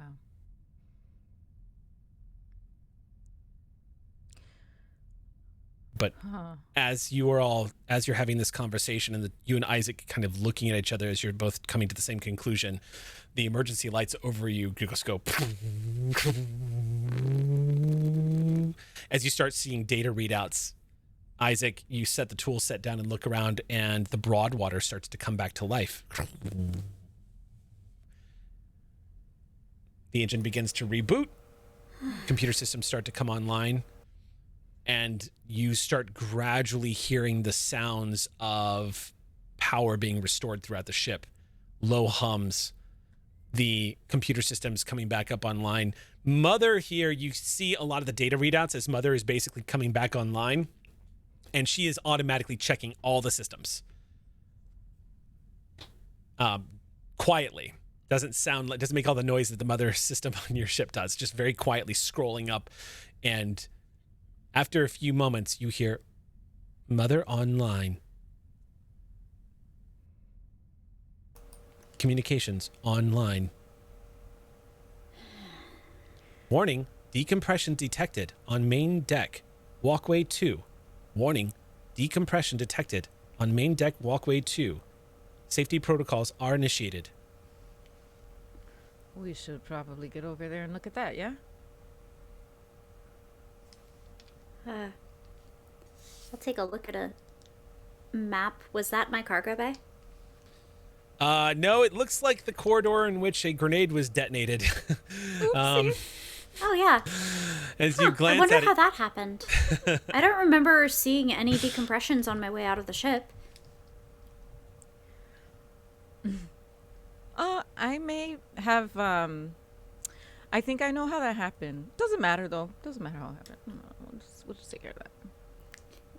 We'll have to if the structural integrity of the ship is at risk. Mm-hmm. when you return to the corridor, you see that Mother has initiated what looks like a safety blind. It looks like this giant metal sheet has come down over the window that's been damaged and is locked into place. Now that she is active, it looks like the system has its own secure, like, safety protocols in place. Martha? Mm-hmm. Do you think the UPP would sabotage someone to get a beacon ship sent? It's just that they waited just long enough for this ship to call for help, and then cut it off. Right. And, like, they were waiting. So whatever they wanted was not already on the ship. They wanted... it sounds like they wanted us. They only attacked once we were here, but what I don't understand is... why? I honestly have no idea. Or... well, I think I know why, but... how did they know why? Well, yeah. How did they know we would be the ones who would be sent? Maybe they didn't and they would have just hit another ship. Could you pass me the torch? Yeah, here. Thanks. Are there... I do want to go back and search the ones that, are still here, search them, see if we can find anything on them, any info. Yeah. Yeah. Hey, it wouldn't have been the Marines, right? Like our Marines? Well, 'cause you told them stuff. I was there. Right. Back when we were on the planet. Right. But these folks were speaking Russian. Which I guess, we could have Russian speakers in our Marines, but why? Why would they? No, yeah. I don't think it was our Marines. Then it was Beacon. But that doesn't make sense.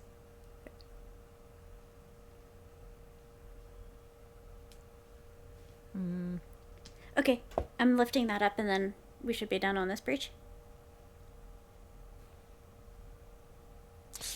Okay, watch your hand. Okay, cool. Okay. All right, so what are y'all doing? Oh, we should get in touch with O'Donnell. Oh my God, O'Donnell. Yeah, our comms back up now. Mm-hmm. O'Donnell, you there? Can you hear us? Holy shit!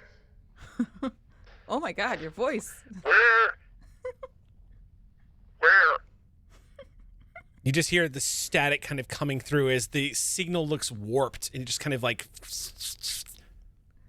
seems to be failing you.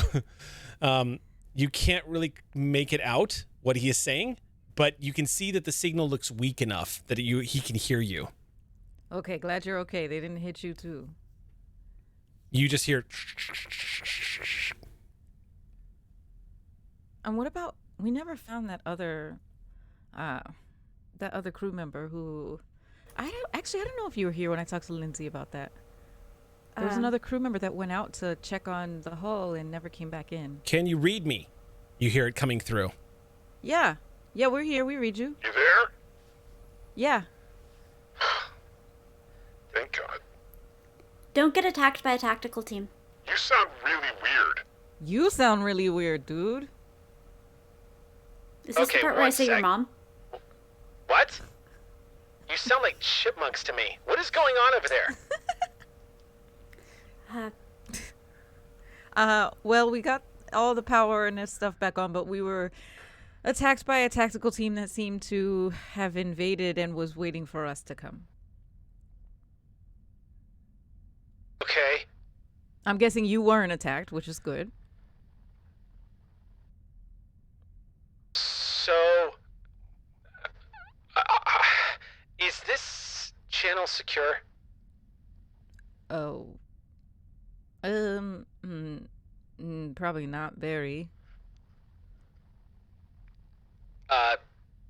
Call me when it is. Okay. And the line cuts. I make a face at Isaac. That's ominous. Yeah. I'm gonna pull up my pad. Okay. Oh, is it fully charged now, or did I leave it back? I'm to- happy Okay. again. When with 9 successes between the two of you, I'm giving you guys a lot of leeway here because Thank you. that is Thanks. epic level successes in this game. Thank you. So yeah, it's easy enough. Make me a contact check. Yeah. This is to encrypt the signal and contact. Oh shite! I got a 1 on my stress die. Okay. And is that any successes? No successes. All right. So roll a d6 Oh crap. and 4. 4 plus how many stress points do you have? 1. Okay, so 5. So you're not going to panic, but Martha, the exhaustion, like you notice as you're encrypting this, you stop for a second and notice your hand is shaking, and you take a deep breath and it stops. You just kind of exhale into it, and you're like, Okay. Are you all right? I think the adrenaline is finally kind of dropping off, and I'm gonna have to try to encrypt this later. Why don't we check in and see how Atiga's doing and say hello to the captain? Yeah. Our that sounds captain. great. Yeah. As we walk back down the corridor, I'm gonna put my armor on Isaac. okay. And as we walk, just kind of lean on them and say, I was really worried about you out there. Why? You know, before I knew there was a strike team, there was a whole, like, weird solar flare coming, and you could have been fried. Yeah. I was not sure I would come back. I guess I wouldn't miss you, but I feel like I would have. That was really, really brave what you did. Really reckless, but really brave. Is it extra brave when it comes from a Marine? Yeah.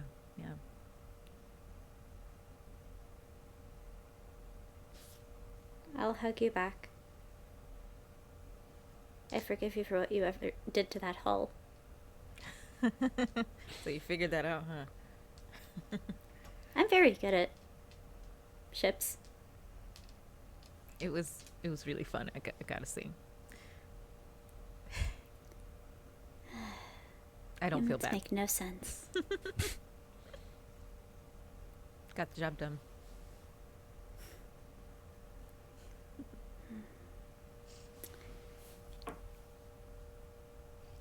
So going Oh, back look, the to doctor. Tig and the I turn the hug and I get my other hand behind the shoulder. The two of you re-enter the room. There's lights in the med bay now and medical readouts. Doctor, you have full use of the medical facility again. At about that point, Tig, the sensation that initially wakes you up is the feeling of one hot tear running down the side of your face as you start to blink your eyes open. And then it's that wall of sedation that from on your side of it, you feel the presence of pain pounding at the door. It wants to get to the other side. Agony, but it's not getting to the other side because you can feel the drugs in your system. Your shoulder feels hot. And as you blink awake, you glance down and see looks like you have splints all up and down your arm. You're bandaged up. Pretty clean job, but you can see you're already bleeding through your bandages. But as you look down, you can feel your fingertips.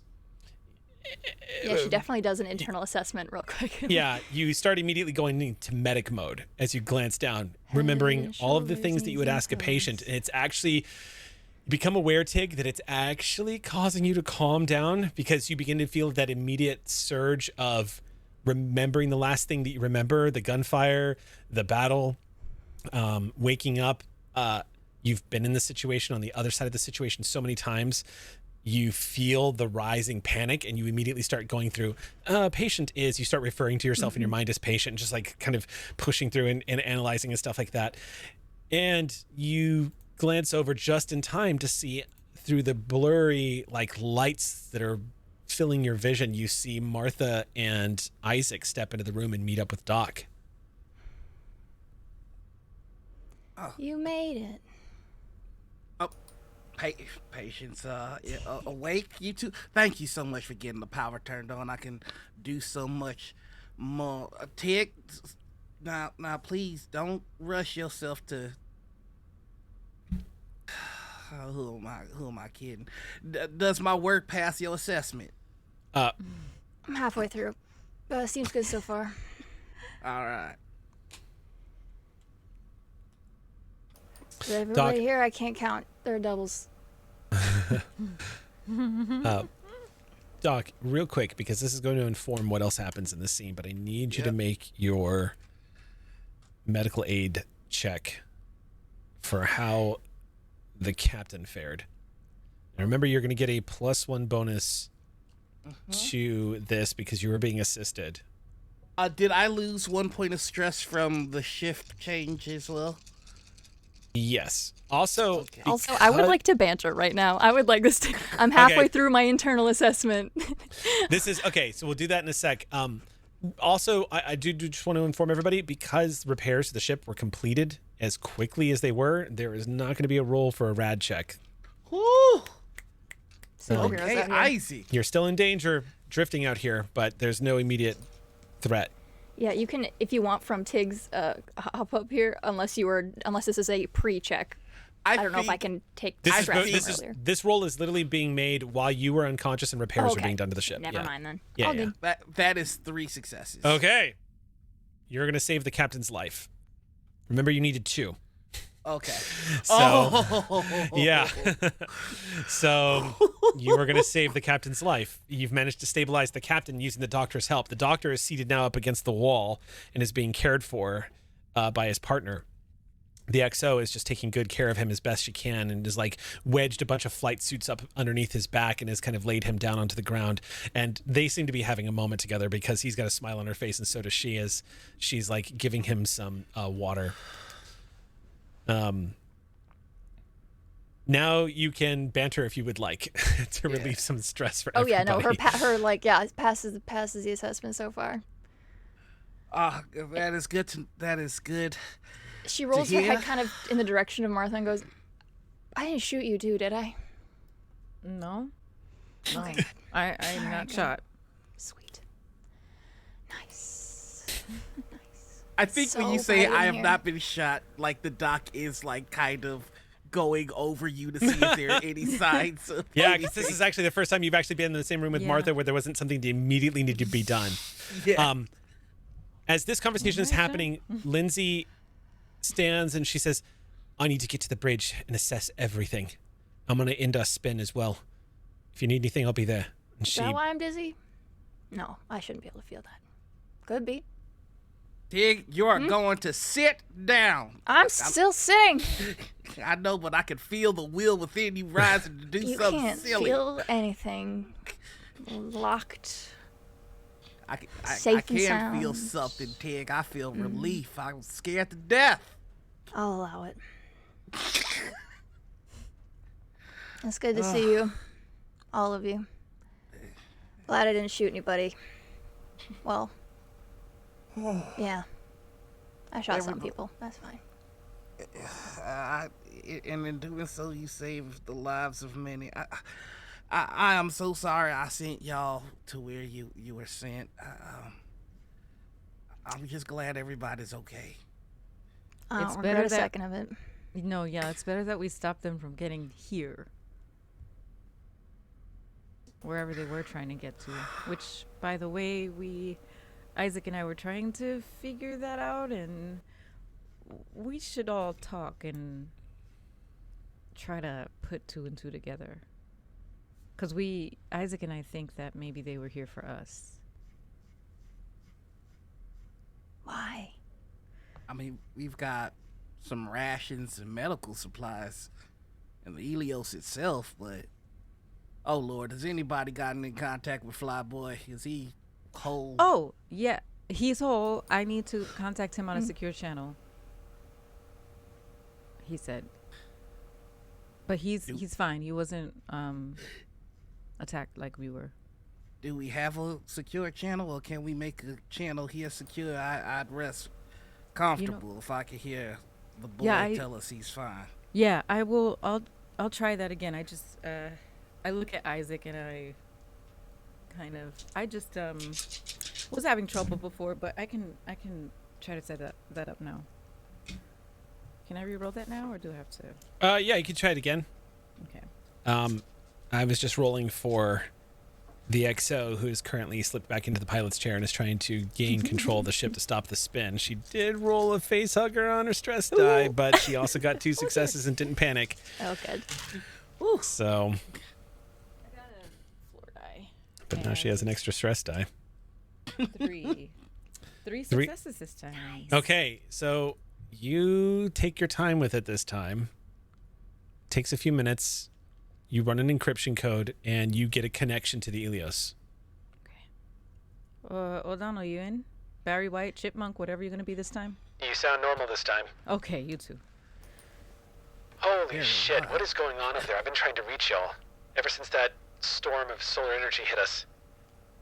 Yeah, what have you been trying to reach us for? What do you know something that we need to know? Yeah, so first of all, let me tell you what the situation is on the ilios. Power got knocked out over here when that thing, that the bombardment bombardment of particles hit right before the solar flare. I managed to back away, so it didn't get the worst of it. Mother didn't get knocked offline, thankfully, so everything else was easy to reboot out and up and going.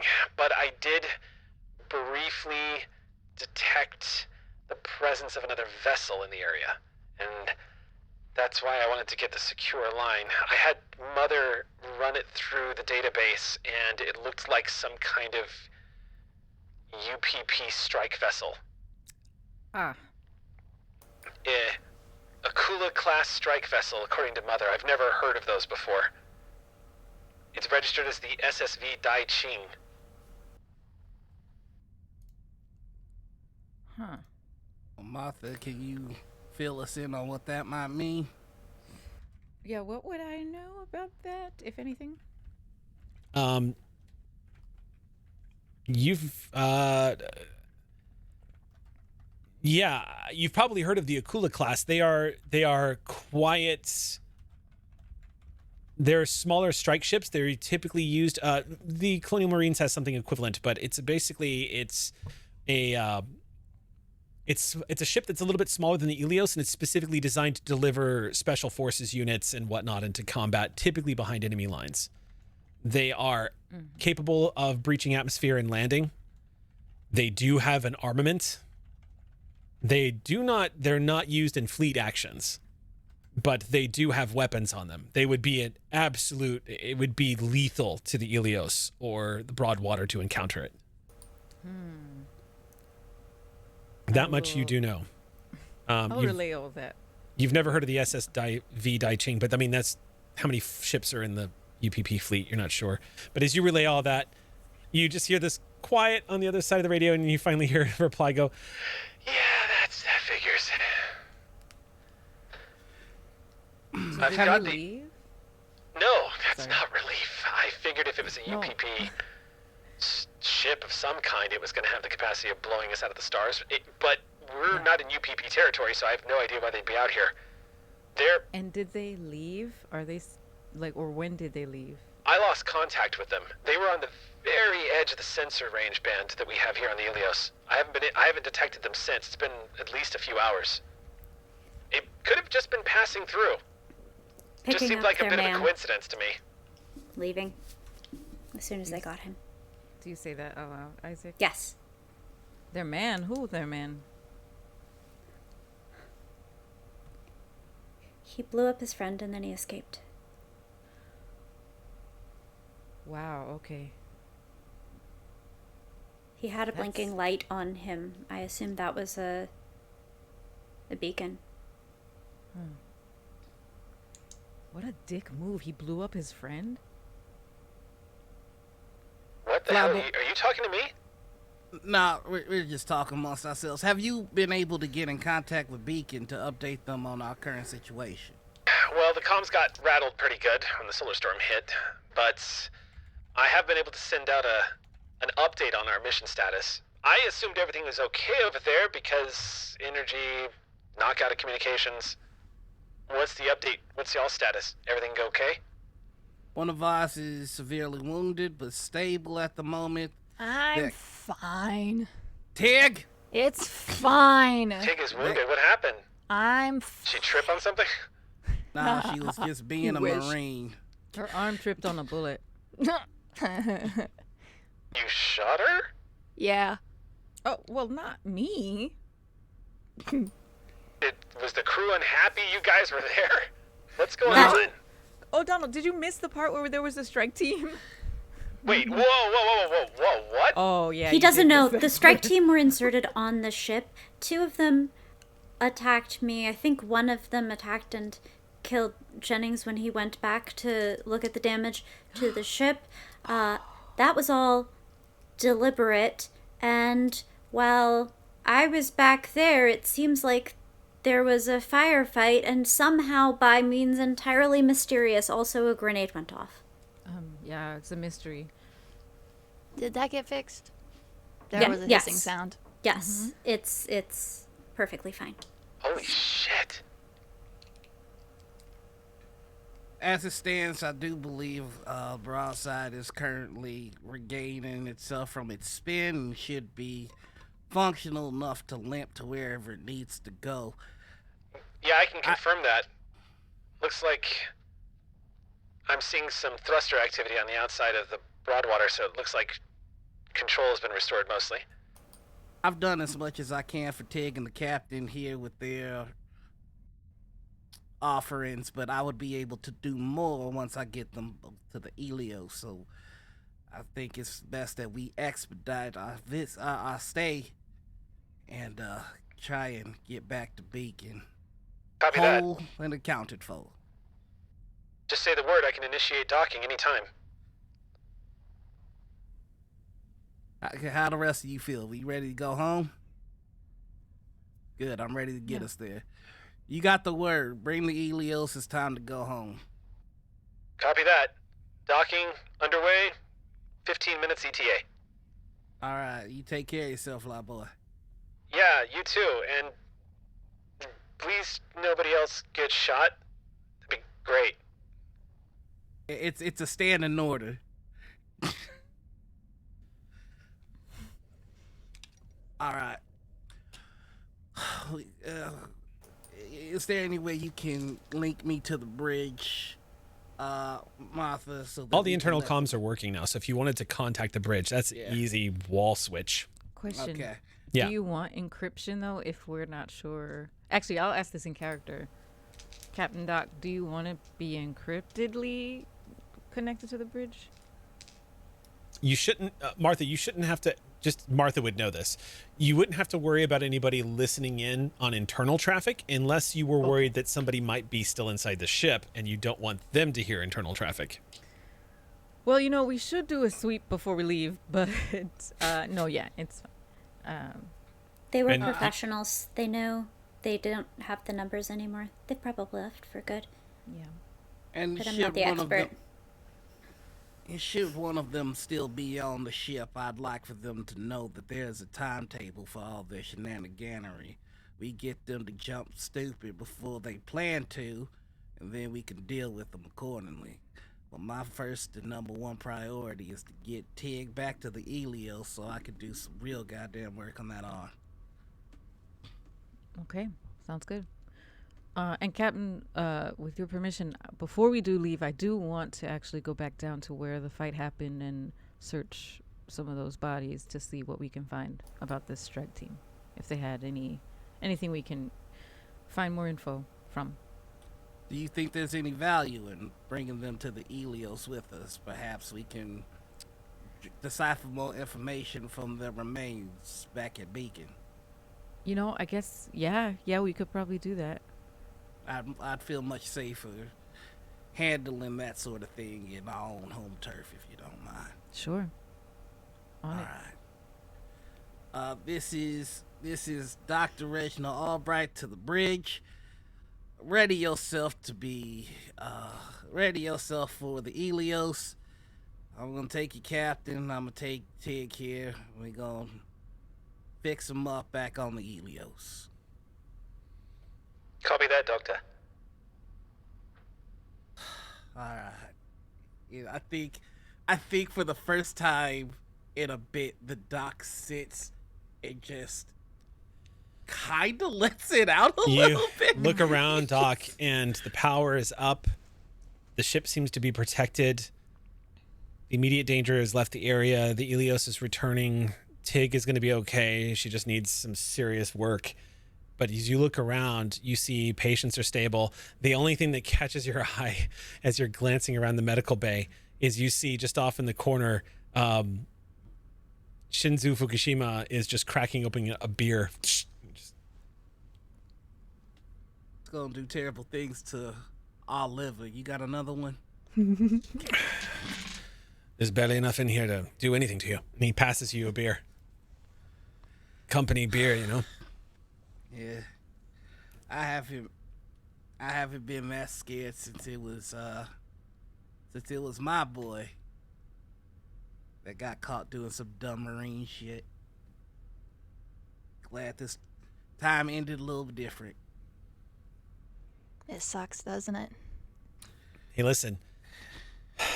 Sorry I wasn't a lot of help during all of the things that were happening, but I wanted to tell you all thank you. I mean, it's kind of an understatement, but thank you for saving our asses.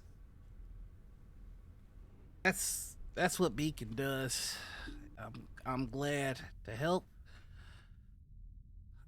I wish that I could promise that you wouldn't have these sorts of problems again, but it seems like there's just no sense out here in space, so you be careful. Listen, I don't want to ask things that are going to get me into too much trouble, but it sounds like we were not attacked by pirates. No, it does not seem that way. Okay. Why did the UPP come after us? We're not transporting anything. Anything that's worth a damn to them. What are you transporting? Parts and foodstuffs, mostly. We have about 2 tons of seed on board. It's various things that are being moved from colonies to colonies. I mean, you can go look for yourself if you want. They have the whole manifest. It's nothing. We're a cargo hauler. This is a truck run. Well, we're not exactly sure it was you that they were going after. I have to wonder if there's anything that I'm carrying on the ilios that might inspire somebody to set a bait and trap like this. Wait. What does that mean? We're speculating at this point. Could be a big middle finger to Beacon itself. Wait. What are you saying? That this was all to get at you guys? I'm saying that the potential for that to be the truth remains. We don't have any solid leads. We don't know nothing, so there's no point in omitting anything. So you're saying it's possible that the reason my crew got shot to hell and why my ship got taken out, why we almost died, was because of you guys? I'm saying, son, that anything is possible. You see him turn and he sets his beer down and he goes, "You can finish that on the way out the airlock." I think this is the first time that y'all have seen Doc upset, and he's gonna stand up. I'm gonna finish this in the same damn place where I saved your captain's life. That captain there? And he points. The one that got injured because a bunch of people came over here to kill you guys? That's a possibility, and it seems to be one that you're choosing to run with. Why else would they attack us? We got nothing. We've got nothing on this ship. If they were pirates. Do you know everything that's going on in your ship? Do you think that there remains no possible secrets that have been kept from you? Because if you do, then you are a fool. I think we have ventured to the farthest range of useful speculation, past which little productive will be gained on a very stressful day. Make a manipulation check, Isaac. I will. Empathy, manipulation. Well, so I took a talent at the beginning. Did you? That I'm very slightly using now. Yeah, it's called menacing. Okay. Are you being menacing? A gentle Isaac. I know in my heart that I stood up and put my body between everybody. But I didn't declare it. I just physically played it, but yes, that is the... Are you using that talent here? Because if that's what you're using, then that's what you're being.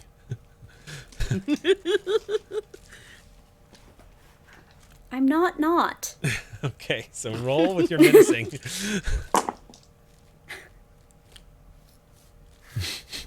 I love you. I love you tonight. You're really doing me extremely proud. Not a single one. Not a single one. That's beautiful. Amazing. You little cinnamon roll. He doesn't escalate. But he also, it is clear he's not being quite rational. it seems like he is quick to wanting to find a reason for this. But instead of carrying it any further, he shoulder checks Albright as he steps out of the med bay, takes a few steps and turns the corner before heading out, leaving his beer on the counter behind him. Albright's just gonna look at his crew and go, well, that's somebody who's gotta call me Dr. Albright now, because he is certainly not a friend. He's almost as mad as you would have been if someone attacked your crew to get it then.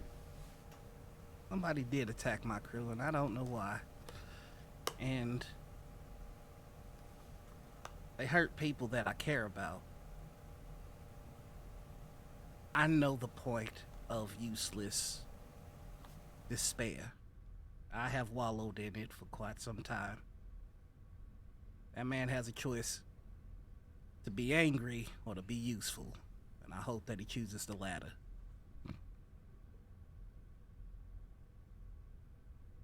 But I think we have, thanks to my indiscretions, worn out our welcome. So let's hope Flyboy can hasten his approach, and hopefully nobody else gets shot. Cause I promise you, if I even got scratched, Tig's gonna have to save my life, and I'm afraid there's no fine condition to do that.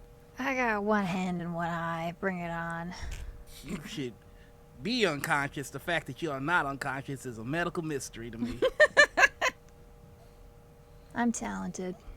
I mean, there is just a cocktail going through your bloodstream that should silence you. It is only served to perturb you, it seems. Yeah. You all start hearing the sounds of coming through your comms. You hear Ilios is docked. Also, crew, just want to let you know, Mother just gave me the heads up. We now have an ETA on the oncoming solar flare. It is going to hit pretty much this area of space in the next 3 hours, so we should have plenty of time before we need to get out of here. We definitely do not want to be here when it crosses this area of space. I'll relay that information to the bridge. No problem. She's actually the one that corroborated it with me. We're talking now. It's great. Good. Well, I'm sure that they're more keen to hear from you than me, Flyboy. We'll be on the ilios ASAP. Copy that. So in my mind, when I said on it, when the doc said I could go search the bodies, I left after that. Okay, that's fine. Okay. So then we'll cut to Martha kneeling down. The bodies at this point have all been arranged and draped, basically. They are going to be put into an airlock in the next few hours. But as you move over to the Martha, you unclasp a few helmets and pull them off, and you see faces. None of these people look familiar to you. And they come from a range of facial features and types. One thing seems clear to you, though, Martha. The way they were carrying themselves, their build, they all seem like they were trained, highly experienced. You do see one of them does have what looks like an old tattoo that's faded, but it looks like it looks like the symbol for UPP Special Forces, but it looks like it has long since faded out or has been like not. It looks like the color and the lines have all faded away, but it looks like there's a scar over it as well. It has not been kept. You do come across what would appear to be a data pad. I'm going to see if it is intact. It is intact. There does look like there is a data pad on one of them. Okay, I would like to take that with me. You can pick it up. It's about small. It's about this big. Looks like it's a real compact looking pad. No other identifiable marks, no ranks, no insignias, no identification. But they all have pulse rifles. They look like they've been modified. They do not look like standard issue Marine pulse rifles. They look like they've been camoed up Everything about this screams Black Ops, Special Forces, sneaky. Mm-hmm. I'd like to see if I can identify like their communication system. Do they have comms? Looks like in their helmets, it looks like they had your standard tactical gear where they were able to communicate with one another. Is anything intact enough that I can maybe power it back up? If pretty much all of their earpiece comm units look like they're available. I'm gonna take one helmet. I know these are all coming back with us, but I'm gonna take one helmet and the data pad. Okay. And then I'm gonna message to everyone on the ship, including my crew. Does anybody speak Russian? Let me check, because I actually have a list of... Do Isaacs get languages? Can Isaac download languages? I know Kung Fu! Yeah. He did a culture. I'm going to roll... You did that. The bar is low. So... No one who's conscious, at least, knows Russian. Mother would be able to translate anything in writing. Okay, we just need an authentic sounding Russian speaker. Interesting. Okay. Martha has ideas. Walking back to, I guess, back towards the med bay. But it sounds like I probably would have heard the docking at some point. Yeah, that's what that noise was. Right. It's the ilios. Yeah. Okay. So, yeah, I'll just head out of the cargo bay and head towards the dock, probably, because that's where everyone's going to meet up. Yeah, you see... Oh, actually, sorry. I will go to the med bay in case Doc needs help transporting patients. Okay. Yeah, unless there's anything else that y'all want to do on board the Broadwater. Oh, I do have something else. Yeah. Sorry. I want to go to the bridge... Okay. And speak with Lindsay. So the bridge is much more technologically advanced than the Ilios. When you step onto the bridge, it is much more spacious. The computers here are, a lot of them use holographic technology to interact with. You can see that this ship looks like it was probably built in the past 30 years. You can see that it is a much more advanced mother system. There is a table in the center that actually gives a 3-dimensional readout of this area of space. You can actually see 2 blips on the screen that indicate the Ilios and the Broadwater, and you also see an emergency alert and an ETA of an oncoming solar flare. It looks like it's a category 3 solar flare. They go up to 5. So this one's not a small one. You see the bridge expansive enough. It does have 2 seats towards the front that faces outward, and she is currently seated at one, and it looks like she's going through a checklist on a data pad, just like scrolling it and checking systems and flicking. And she goes, okay, that's working.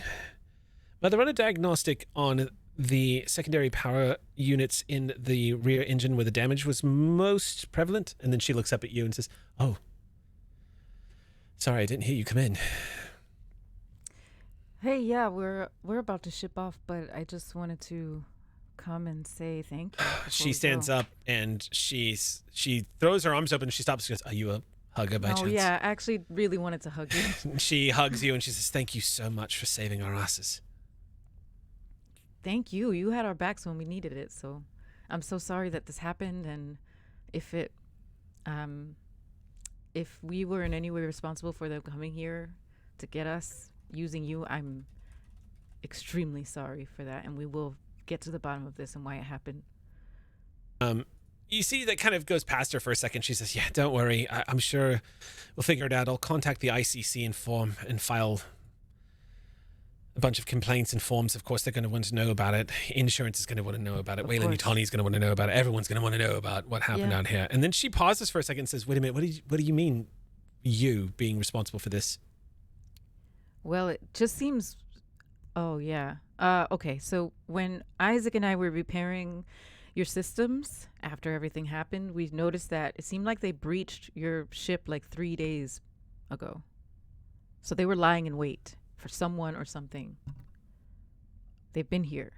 She looks like her face just goes slack. like she's lost all muscle use of her face, and she stares at you for a moment, and she goes, "You,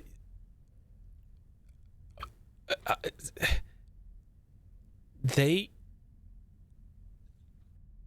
were telling me that these people were sitting and wait on our ship for days after sabotaging it, and it was a trap for you."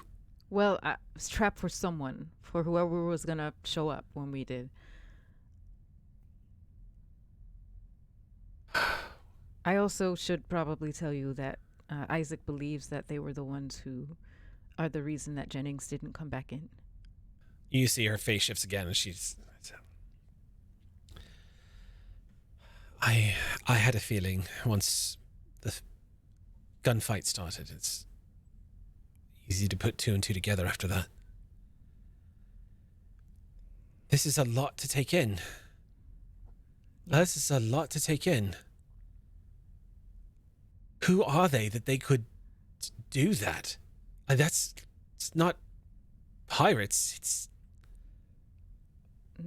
And where did they come from? There's no other ships. I don't understand what... How about this? Can we keep in touch? Yeah. We'll probably have to when I form a... I'm going to have to report this to the Interstellar Commerce Commission, and when the ICC hears about what's happened, they're going to want to interview everyone. Weyland Yutani's going to file an insurance claim. This is going to be a complete mess.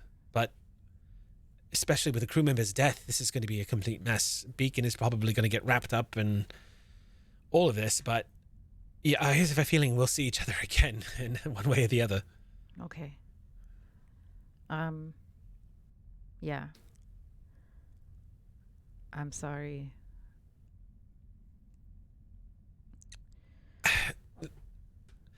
Look, I've been out on the frontier for years now. You know, I was running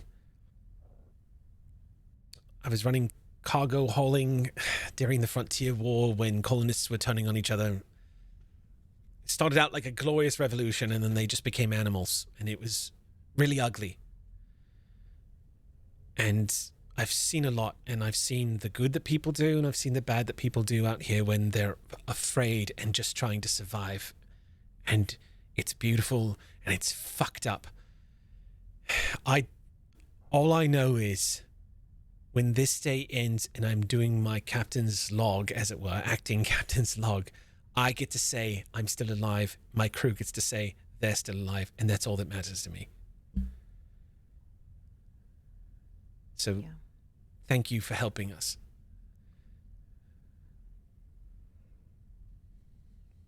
And thank you again. I'm glad we could help.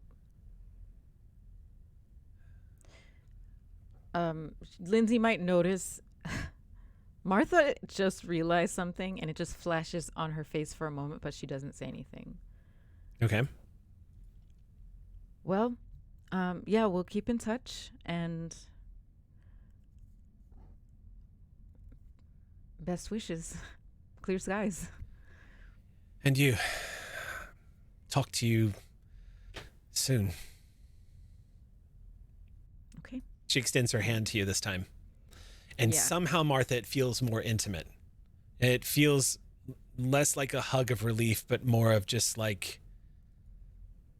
It feels like another survivor on the frontier thanking you. Mm-hmm. Yeah, I'm going to clasp her hand with both of mine. And she just nods. You can see the tears welling up in her eyes as she's finally letting some of the emotion out, and her jaw clenching as she nods and says, Godspeed. Same to you. And I'll head back to the dock. Okay. The dock at the dock. The dock at the dock. So... Yo, Doc. So, one by one, you all managed to gather in the airlock. This is going to be a very uncomfortable spacewalk, Tig. Oh, she's already grumbling about it. You're kind of, now that she's like less floaty and like a little bit more lucid, it's like you're kind of getting a sense for how bad of a patient she is. Yeah, it's Yeah, the not doc going is to be fun. It's consistently like, don't move more than you have to now. I'm not moving. I'm not moving. It sucks. I It's can always fine. carry you. It's gonna suck no matter what. Tig, would you we- let Isaac carry you? Yeah, can we like put her on a backboard or something and then have Isaac just bloop? It'll suck no matter what. Do what you gotta do. It's gonna suck no matter what. Is there a backboard we could do that with? Not. I can Strap her lift to a piece of- something. Yeah, just And, some like- type of board Like or something. she can walk. It's just gonna be hard to pull herself across. She's not gonna be able to like do the Yeah. motion to like Right, pulling herself. exactly. So, Right. And so Yeah. you won't. yeah. Yeah, that's exactly. what I'm trying to think if we can make you more portable. Like, I mean, like Yeah. she's just gonna be she's gonna be 0G. Like you can just tie her to someone and she can just like. that's true. It's just I'm worried about the arm moving. Sorry, Yeah. I feel like No, It's, you're it's right. No, on the fine. it's on the overthinking it's on the splint, so Yeah, it it's is on the splint. locally And, stabilized. and I'm sure it's strapped to her torso too. Like That that's part. a Yeah. that part. That's It's- the part. yeah. It's she's all wrapped up on that from that side. Okay. I'll go slow. Okay. Well, You you get a all. point of stress for this. No, I would say if She's just anything, more being annoying about it. I would say if anything, going into 0G definitely is not going to help the healing process, but Doesn't. it takes the weight off the arm. That's fair. And surprisingly, it is an. You're aware of this sensation, Tig. I mean, again, being a combat medic for the Colonial Marines when you were still in active duty, you know what's coming. So when you go, it's a mixture of relief and discomfort. You know the real pain in the ass is going to be when you get back on board the ilios and gravity reinstates. Yeah, it doesn't 'Cause matter. It once doesn't again, matter it's how gonna she be a gets over pull. there. It's Yeah. gonna suck as soon as she gets on the It's not the spacewalk that's the pain in the ass. It's when you get on board the ilios and the gravity pulls at your arm again. That's gonna suck. But one by one, you guys all filter into the airlock with the docking procedures in place. Many of you wearing repaired EV suits, and the EV suits that are available. You guys are able to make a quick and easy spacewalk across the umbilical. It doesn't require any movement rolls or anything. Moving to the other side, the airlock doors are waiting for you on the inside, and you see the smiling face of O'Donnell waving at you guys from on the other side of a very thick, narrow window inside the airlock as you all drift inside the open door of the Ilios. Looking back, you can see, finally, you're looking at what looks like a steady docking procedure. Neither the Ilios nor the Broadwater are currently spinning to match, so you guys aren't just spinning through space like some kind of DNA model. Instead, y'all are kind of just leveled off. As soon as you get inside the airlock, a couple of doors or buttons are pressed on the other side, and the doors just, you see it close, and pressurization units start going up, and I think you she does see a the green countdown light. like she does with her patients because she's had to move patients on this kind of Yeah. walk before. I think she goes, okay. As the pressurization begins to reform, Tig, you start feeling the gradual pull of gravity on that arm. However, thankfully, Doc is there to support it, being fully aware that there's going to be a change. It's not as bad as it could have been, but when the doors open and the pressurization is finished, you can hear the muffled sounds of O'Donnell on the other side of your helmets going, "How about we get the fuck out of here?" You know, you're starting to grow on me, Flyboy. Get it done. Done and done. I walk over to O'Donnell or Flodor, I forget. You got we're- gravity got now. Yeah. I walk over to him in my EV suit and I smush his face in my hands and I say, I've never been more happy to see your stupid face. Was it bad? He looks at you worried. Yeah, it was bad. Tig? Are you high? Less so, but yeah. All right.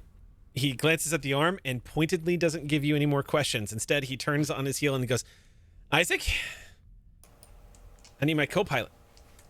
You know, for more, morale. If you want to." Absolutely. I would love for you to lend me morale.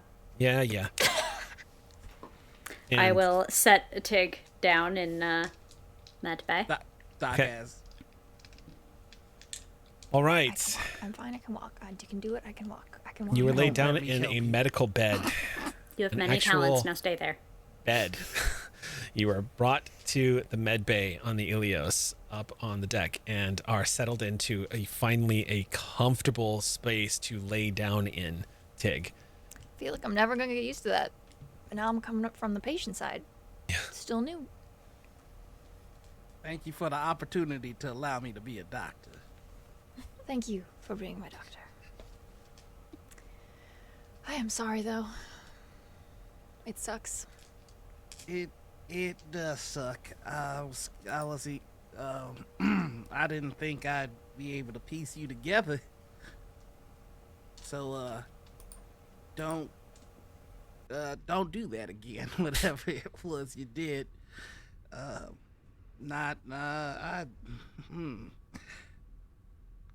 she reaches out and just like grabs his hand from where she's laying. He's gonna put it on there, and I think he's just this is horribly unprofessional. You mind if I take just 2 to 3 minutes to be completely unprofessional for just a moment?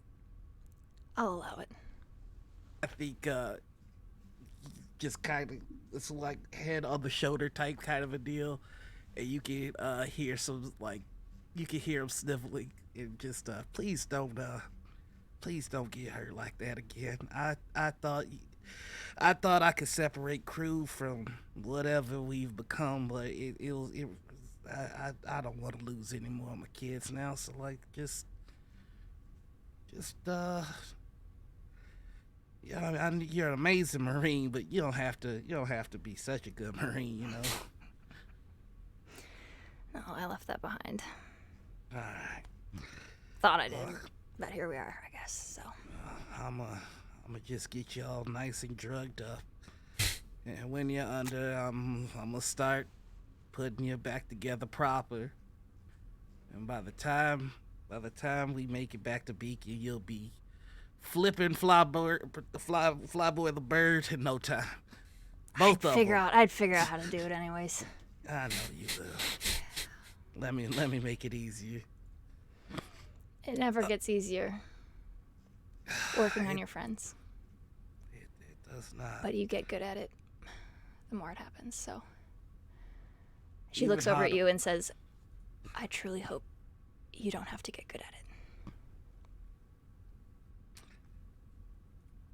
Tig, I wasn't able to do much there as your captain. I sent you off, and you got hurt, and I sent Isaac off, and I know Isaac getting hurt, but Isaac was stabbed, and Martha was cornered out here and had to blow some stuff up. I don't know that I'm the right one for this. I think y'all might need somebody that it's a bit. You know what? My 3 minutes are up, so let's get you taken care of. She like grabs your hand again. I've had a lot of captains. A lot of them. Most of them suck. I won't lie. But if I have to serve under a captain again, I'm glad it's you. Okay? So get that through. She like taps you on the forehead as far as she can reach. Get that through your head full of love, okay? I'd rather have that out in front leading the charge than probably literally anyone else. So, no take-backs. No take-backs. And she lays down and like does like Nosferatu style, like, well, with the one arm. No take-backs. So damn dramatic. All right, let's get to work. He's just gonna start diligently and carefully making sure that his friend is okay. See you in the morning, old man. You start gently removing the bandages as you go to work. Real quick, before we jump to the bridge, what are you up to, Martha? I have that little data pad and the helmet, and Martha's spinning a theory. Okay.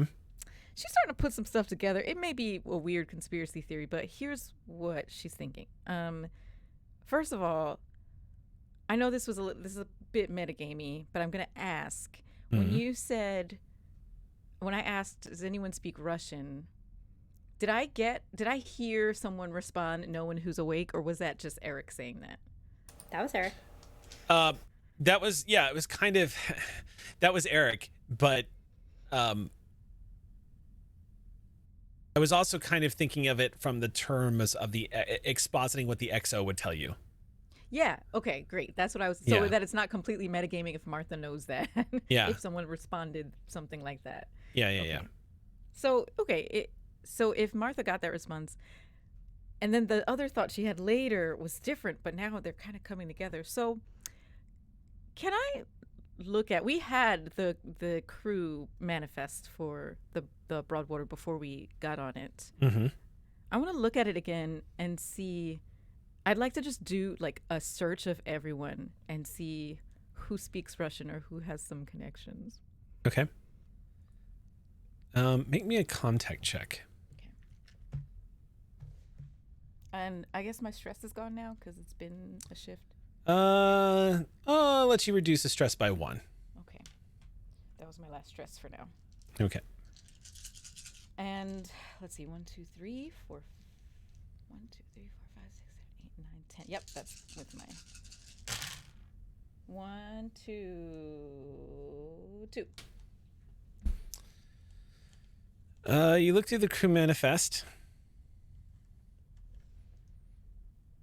The only thing that jumps out at you is a crew member named Hugh Jennings who had a Russian father.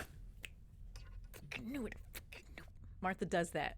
I don't know where Martha is, but if anyone is near her, she's like, no, and she stands up. She's like, oh my God, oh my God, oh my God. Are you in pain? No. Oh my God, Isaac. Oh my God, I might be just conspiracy theorizing myself into a tizzy, but like, oh my God. When I was talking to Lindsay on the bridge, I realized this trap that was set, how would they know we would come? How would they know it would be us? How would they not know that they were breached for 3 days? What if someone on the inside helped them? What if they had someone there who was helping UPP strike team get in? And then conveniently was taken out to remove evidence. Jennings. They do kill their own, I guess. We know that for sure. But they knew it would be us because we were 24 hours away. We were the closest people who could possibly help. They knew it would be us because they cut off the comms immediately. Yeah. After we responded, so no one else could have possibly answered the call after we did. Meaning they knew it would be us. Someone betrayed us, and they betrayed us about Project Darkstar. Yeah. And we just need to find out who. What do Marines do when that happens? I mean, usually just report it up the chain. I don't know. I'm not like intelligence or anything. I'm just a Marine. But Oh. I'm sure that'll work. which is why I thought maybe this was just a conspiracy theory, but I think it's checking out. Jennings. So what's the next step? Well, encrypted message. God. Damn. I look around. Is it just me and Isaac here? If you want it to be. Yeah. So I'll say y'all are in the galley right now. Okay. Isaac, can I just confide in you? Just confidentially? Of course. I don't know if my contact has been compromised, but I'm worried that she has. And I'm really nervous about reporting anything back to her because of the way she responded after I reported back about what happened on Paxton's Reach. It wasn't helpful? No, it was don't tell anyone, cover up the facts, make sure this information doesn't go out. She just went hardcore like Wayland Yutani, erase the mistakes kind of thing. And you all already knew, and then Varela knew stuff. So it just feels like, I thought I was sent here to keep an eye on things for the Colonial Marines, to report back and just make sure that Beacon was actually helping people and not some type of Wayland Yutani cover story. But what I'm seeing is actually, the Varela stuff is one thing, but like this Project Dark Star and the Marines not wanting to blow this up and make it public and shut it down, that worries me. Why wouldn't they just want us to shut it down and get and actually get rid of it? It seemed like they wanted a piece of it too. Well, I'm not a Marine. But all we have right now is speculation. You don't have to report until you have something certain, right? I'm supposed to be reporting when things happen, and stuff has happened. But also, I can just report the baseline. There was an EMP that downed a ship, and we helped them out. That's This true. whole stupid strike team thing. I don't know if I can spin that, and if I leave it out, that's a big omission that they might find out later. But Especially now that everyone told everyone on the ship. yeah. Yeah. So I guess I'll have to report that, but I won't report the Jennings stuff. Because if they know that I know, and if they're in on it, then we could be the next liabilities. And if they try to get us again, they may not miss. Yeah. I look down the hall toward the infirmary. Be careful, Martha. We don't know who's doing this. And we don't really know why. We have to trust each other and find out what's going on. Yeah. I trust you. Thanks, Isaac. I trust you too.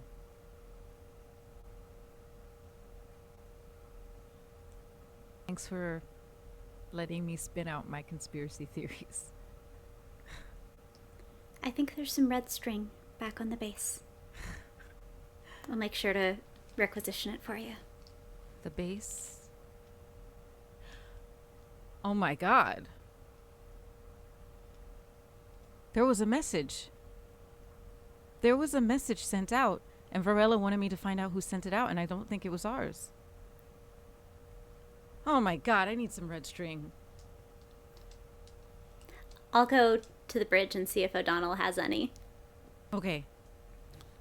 When you go to the bridge, O'Donnell, oddly enough, doesn't look like he's plotted a course just yet. He's maneuvered away from the Broadwater, and he's monitoring the computers as you approach. And as you enter, he goes, "Oh, jeez. Oh, hey, you two. Isaac, Hello. I could use your help real quick. Of course. How are you? No. Sorry, Isaac. Better plan. Martha, you're the comms tech expert. I could use your help on this one real quick. What's going on? He just says, I'm just keeping my cool right now, but I have not detected any other ships in the area since I got a quick glimpse at the Akula class a few hours ago. We're really vulnerable right now. During the docking procedure, I was screaming internally the entire time because that would have been the perfect moment to blow us all to hell. Nothing detected. I'm finding it difficult to rabbit right now because I'm afraid the moment I plot the course, turn us around, and spin up the drive, I feel like we're going to get swooped in on. So I wanted to just do this really smooth and quick. The Ilios is a slow mover, so it's going to take me a hot minute to get us plotted and ready to go. If they're out there, they're running dark, their transponders are going to be off, standard military bullshit. But if this is like some kind of black ops thing, and I just need you to run a scan. But the thing is, it's going to be really hard to detect them if they're running dark. And also, at the moment we sweep for them, it might also trigger something. But I just want to know if there's something lurking in the bushes. Do you know what I mean? O'Donnell, do you speak Russian? A little bit. Really? How's your accent? Not great. I for some reason, my father's accent comes out every time I speak Russian. He's Irish, so I don't know where that's all about. But You know what, though? With some interference and making it fuzzy sounding, that could work. Okay. I have an idea. If you can roll with this. And I actually have the helmet and the data pad with me. uh-huh. And I tell O'Donnell, if we can get Mother to, like, translate a Mayday signal, a Mayday something into Russian, and you read it and we put it through a filter, maybe we can get a ping through this. He looks at it and says, yeah, it's possible. That's going to only be local, though. So it's only going to reach out to anybody in the vicinity. And if it's them... It's not their SOP. They have a beacon. The Find beacon. a beacon. Yeah, the beacon. Okay. That was a visual beacon, but it might have also had some type of signal in it. Yes, probably. Okay, so maybe we just turn on the beacon and put it out the airlock. We have the bodies here. Well, but didn't you say one guy got away? Yeah, but maybe this other guy just woke up and we didn't see him. You know, he passed out in the corner somewhere. And he's like, in Russian, oh, I just woke up, He left Come before pick he me ever up. saw the rest of the team. He had no idea what their status was. Yeah. There were no Oh. comms in there. I couldn't talk to anyone. If you guys want to try it, I'm down. But these are people who kill their own people, so I don't know that... Maybe they'll pick him up just to kill him. That's a good Yeah. point. In which case, they might just Yeah. save themselves the trouble and blow up the Ilios. Well, yeah. That's a good call. I mean, unless they wanted to capture us. But from the sounds of it, I wasn't sure that was the case. Right. No. I mean, again, we still don't know why they were there. Yeah. Were they just trying to kill us? I don't know, but whatever we do, we should do it soon because we are so exposed out here. And if there's a warship creeping around, they can do whatever. I have no idea why we're still alive if they're creeping around out there. So I just want to spin up the drive. And if I do that, I'm just worried they're going to come jumping out of the dark. So Okay. if we could ping them, or if you want to do the radio thing, whatever. I'm feeling, as your pilot, I just got to tell you, I'm feeling really nervous about being here right now. All right. Okay. I think, this is Eliza now. I'd like to do a scan, but if I can use the helmet somehow, or a beacon from one of their suits, as like to kind of, because here's my thought. Maybe wanna it's the see beacon and not the helmet. It's like if there's a certain radio band that they're on. Sure. You want to that see if you can helps- ping. Yeah. Yeah, that helps us narrow down whatever signal they're Okay. using. Again, I would say, I tell you what, I'll give you a +1 equipment bonus. So why Okay. don't you use, hold on, but you're also using, well, I don't know. At this point, you might be rolling more dice than Mother because you've got your skill plus your gear plus the +1. Mm-hmm. So what's your pool, your dice pool for? 3, 8, 9, 10, 11. 11 dice. You're rolling more than Mother is. Yeah. You're rolling. So you should make the roll. Okay. And Mother can assist to give you an additional +1.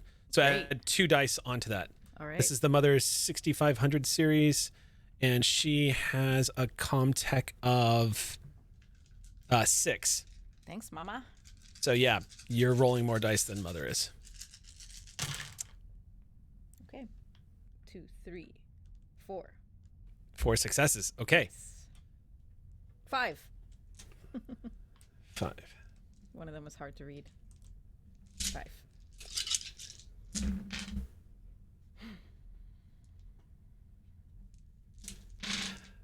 Is a blank screen and static.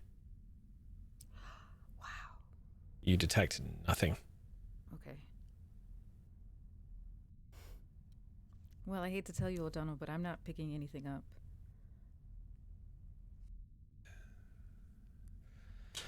Okay, well, that's a good thing. Let's just, if you're good with it, then I'm going to spin up the drive and get us out of here like Captain said. Yeah, and if you're good with it, I would like to just keep my signal open and keep this scan open in case anything does jump up when you put us into drive. Yeah, sure. But moment we jump to FTL, you're going to lose all of that. Okay, yeah. Well, So- until then. Okay. He's going to make a roll.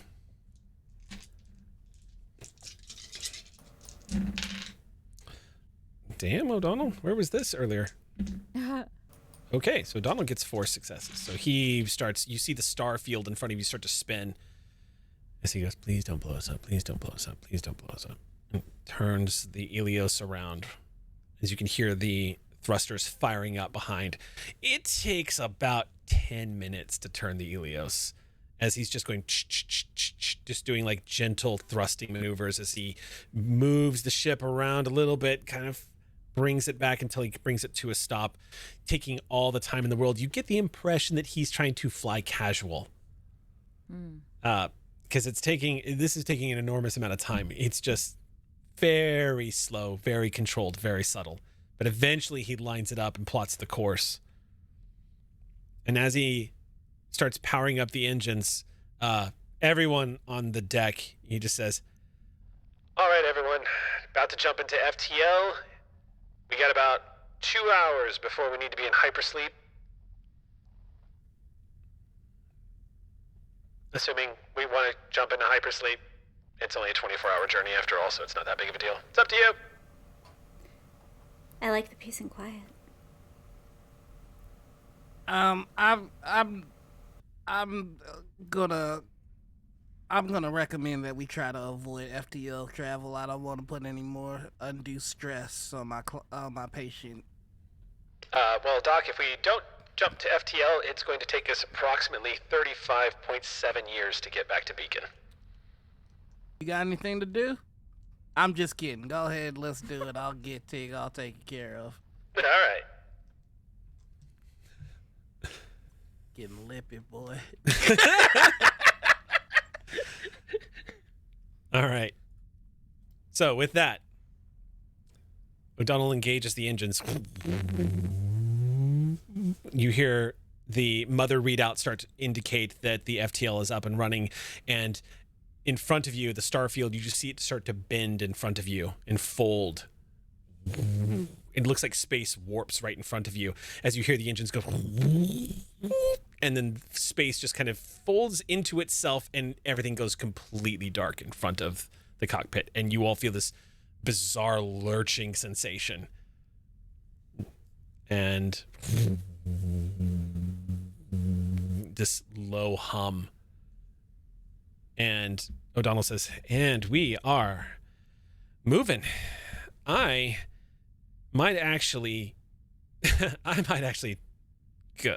I don't do too well being conscious in FTL, so I might actually sleep this off. Sleep tight. Remember, don't stay up too long. Okay. Hey, we didn't get blowed up. Yeah. Yeah, no, that's another payday for us. Yeah. All right. Sleep tight, O'Donnell. I probably am behind you, but I need some red string. I So need to unless- put my back back together. I got stabbed. Oh, yes. Hey, let's do that now. So unless there's anything else to do, we can arrive at Beacon. Repair. Yeah, Yeah. hot glue, whatever. Sleep. It's not a problem to say that in the hours that it takes to arrive at Beacon, O'Donnell gave an estimation of 24 hours. It's about half that time. And when you all arrive, O'Donnell moves his way back towards the the pilot's chair as the starfield is now in front of him, clutching a robe and holding a cup of coffee and just going, man, I only slept for like 4 hours, and sipping coffee. And he gets on the comms and says, Beacon Station, this is the Ilios requesting permission to dock. And you hear static coming through and loud noises, and you see O'Donnell roll his eyes. And then he says, copy that. and looks at everybody else and says, yeah, we've been cleared. Home sweet home. All right. About an hour and a half later, you come into visual range of Beacon, just looking outside the window. And the first thing you see is the cargo ships that have started to gather here as people are coming and going, doing the cargo runs. None of the other ships of Beacon are currently docked at the station, but you do see the Rasmussen is right where it always is, in one of the docking bays off to the side. You, on approach, O'Donnell effortlessly docks the Ilios to the side umbilical of Beacon with no problems whatsoever. As the umbilical attaches, you can all hear over the comms. Okay, well, I just got words that we are to report for a debriefing, and we're supposed to report to the director's office as soon as possible. So I guess we'll see that there. I got a biz. Oh shit, is this on? Yes, it was. Sorry, I just woke up. Sorry. I think Doc's gonna help everybody Okay. get all together to go to this meeting. Stepping off the Ilios, Tig, you're in a state now where the pain is pretty steady, but the job that Doc did on your arm is, you got world-class medical care on the Ilios. Not to mention that the Ilios also has an auto dock. So you had a surgeon and an advanced AI basically helping repair your arm. This arm is pretty much going to be unusable for the next few months. Yup. At least. And then after that, it's going to be rehab to get it up and running again. But Doc, in your estimation, Tig is probably going to need some synthetic parts inserted into that elbow and other parts, but it looks like she'll be okay. It'll just, you'll have medication for the next few months of your life, Tig. But you got a gnarly combat scar. It finally happened. No, not the first time. Now I got two of them. That's right. You have one on the side of your head. Yeah. So at some point I'll have all of the parts of my body function again, but today is not that day. I think when she gets told about she probably is aware that the fact that she's gonna need some new bits in there. I think she tells Isaac, "We're gonna match." Oh, you think they're going to splurge and get you, One can only hope.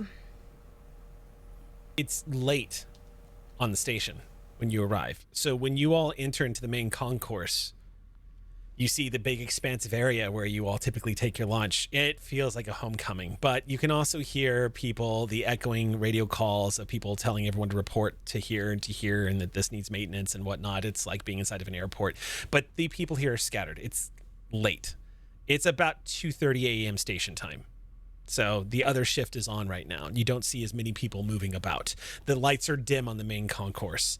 When you enter into the main lift and start heading up to the director's office, it is a oddly, just hauntingly quiet ride all the way up until when the doors finally open and you see, as usual, her office doors are already open and a dim light is on. And the moment whoever steps off first is immediately greeted with the only night owl on this deck, who refuses to go to sleep when everyone else is trying to. But he's a good kitty. Oh, you didn't mean... Yeah. But, so a certain cat rubbing up against legs as you all make your way into the room. You see she is seated at her desk on this opposite end near the big, expansive open window. And it looks like she is in a sleeping robe with a cup of coffee and a cigarette. And as you all step inside, she greets you very quickly and says, "It's late. I want to go to bed, so let's make this as quick as possible. Just give me the basic rundown of what happened." And the exposit. She asks after Tig is her first questions when she hears about the injuries. And she looks As the news, as you basically brief her on the encounter, she takes a long drag off of that cigarette before snuffing it out and lighting another one. She pushes the coffee aside and grabs a bottle of what looks like some kind of alcoholic drink and pours a quick shot, sets it down, and then takes a sip.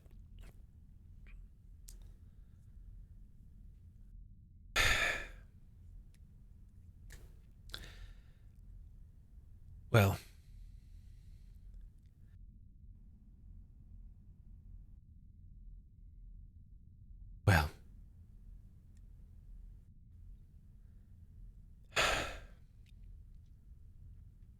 fuck. I feel as though that there is some information that you have that we are not aware of, and I would very much like for those circumstances to change. What information would that be, Doctor? I don't know. I've seen this happen before. She stands up and moves to the front of her desk, leans against it, and she says, I worked in the highest offices of Weyland-Yutani. I've seen the paranoia, the backstabbing. People didn't know if they could trust their assistants. I've seen terrible things. It's not as uncommon as you might think that someone simply disappears from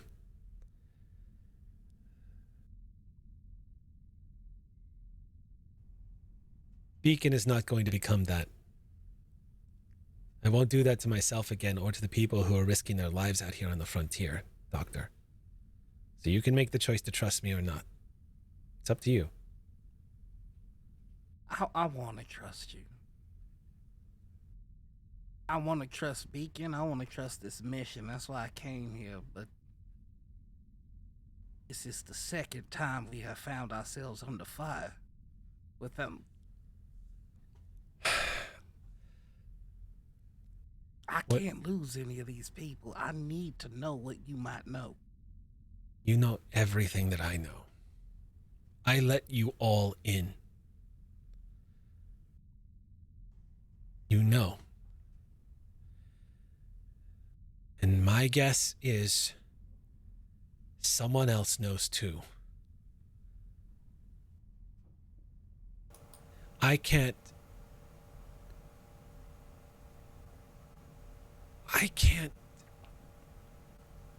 say anything that is going to make this better for you. I wanted this place to be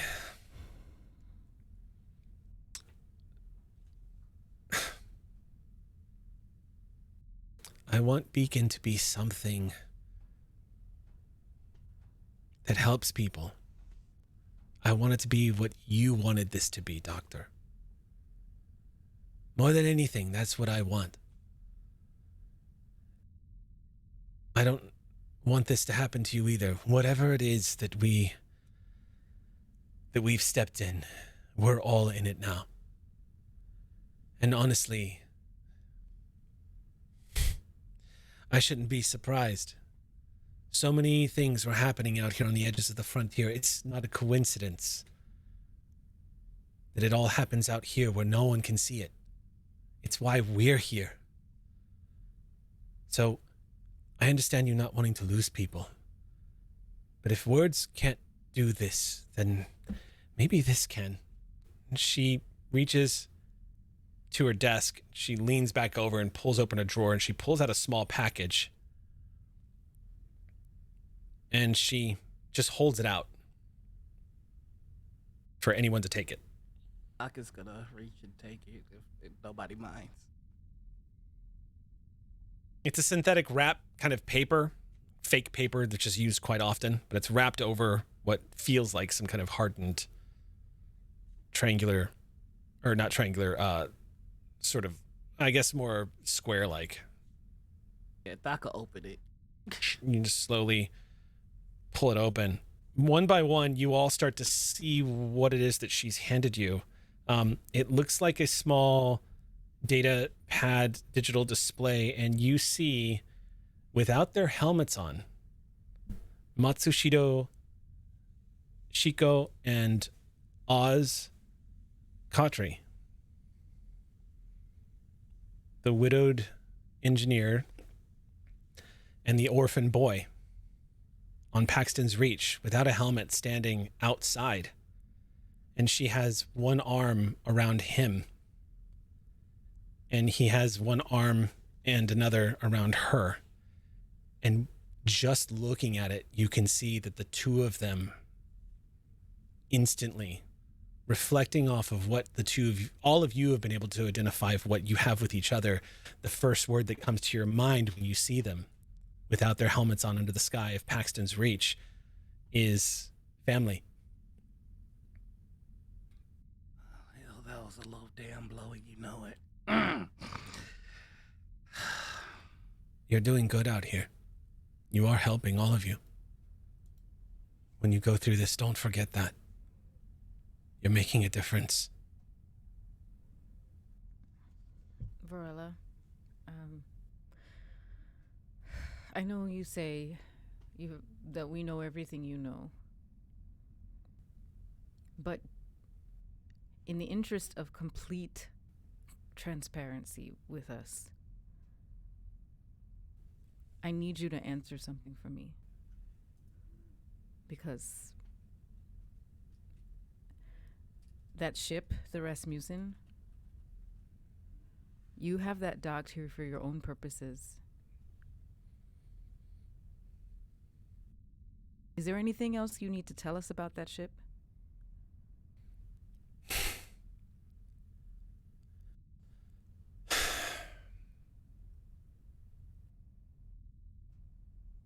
I plan on looking for my son when it's fully operational.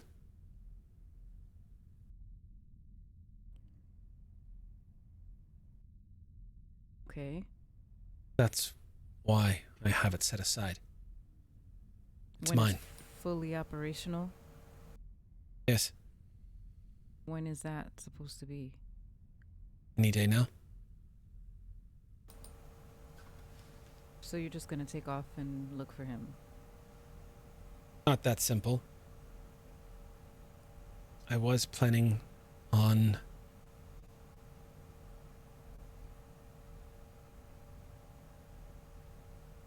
there's a few places I plan on searching first that he was stationed at. The Red Cross was operating out here on the frontier during the Frontier War. The last few places that he'd visited, I planned on going there. Some of the colonies have been abandoned. Some of them still have people there.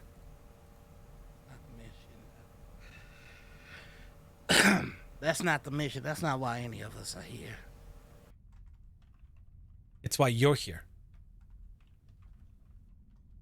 To help you find your No. son? You're here to help.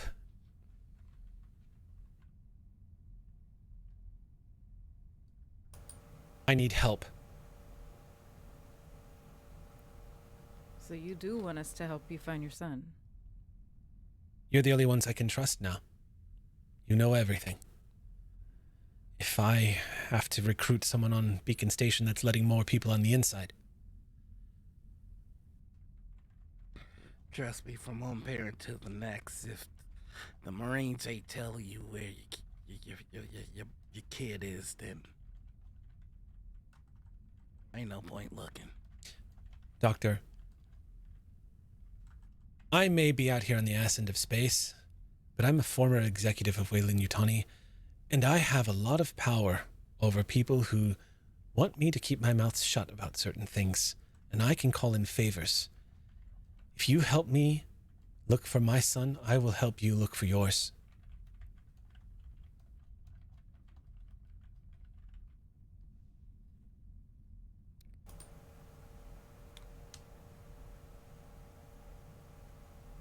Yeah, alright. And we'll all look for the truth. Because we've gotten wrapped up in something. All of us. And we don't know how big it is. or how many of the people we're supposed to help, it might hurt. So we'll find out. We'll find out. As soon as she says that, all of you turn your attention to the window behind her as suddenly a shadow begins to pass over the entire room, blocking out the light that was coming through. The moment you see it is the moment you hear the intercoms going off. And you can hear the ever elusive traffic controller Julio saying, Ma'am? and she turns and looks and goes, things just got complicated. Outside the window, all of you see all 300 meters of a Colonial Marines warship slowly approaching Beacon Station. You see it angling itself through thruster and maneuvering. On the side of the ship, you see the USCMC Coral Sea as it starts to slowly slide into position to dock with the ship. And each of you stare out the window as the Colonial Marines arrive. And in that moment, we pull back as all of you gaze out over the stars as this great warship begins to dock with Beacon on the edge of known space. And that is where we will end season 1 of Beacon. I don't know what that sound was. Accurate is what it was.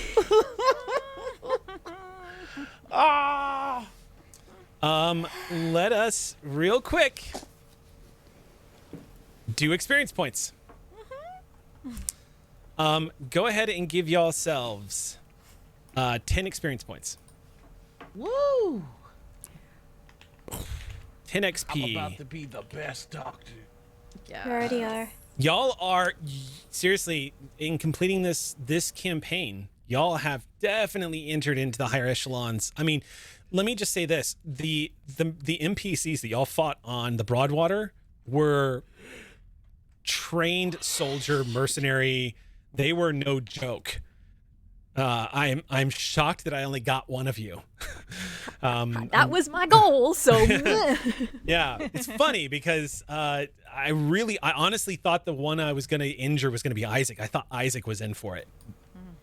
Me too. But that roughneck talent with 7 strength, just kind of like, 8. You have a knife? no, I have a knife. I have a knife. Right. So that's going to wrap us out. Before we go, I just want to give a quick thank you to you, my players. Playing the Alien RPG, you are stepping into a tricky area when it comes to TTRPG, and it requires a lot of safety rails, a lot of communication, and in Sam's case, a lot of trust falling and bravery. So thank you for trusting me, and thank you for building trust at the table and taking care of one another. For all of you who are watching at home, we do have safety tools in place, and we have been playing and checking in with each other. It's been an intense ride, and our next season, I suspect, when Beacon does return to be announced, we'll be doing the same. So thank you so much. Also, thank you to the Aux crew for supporting Beacon and landing us a sponsorship with Demiplane, our wonderful sponsor who has made Beacon possible this season, and for sponsoring us from start to finish. We hope we get to do it again with you guys. Definitely check out the Demiplane Nexus. It is becoming the next big platform for all the PDFs and interactive text with the TTRPGs that you know and love, and more are on the way.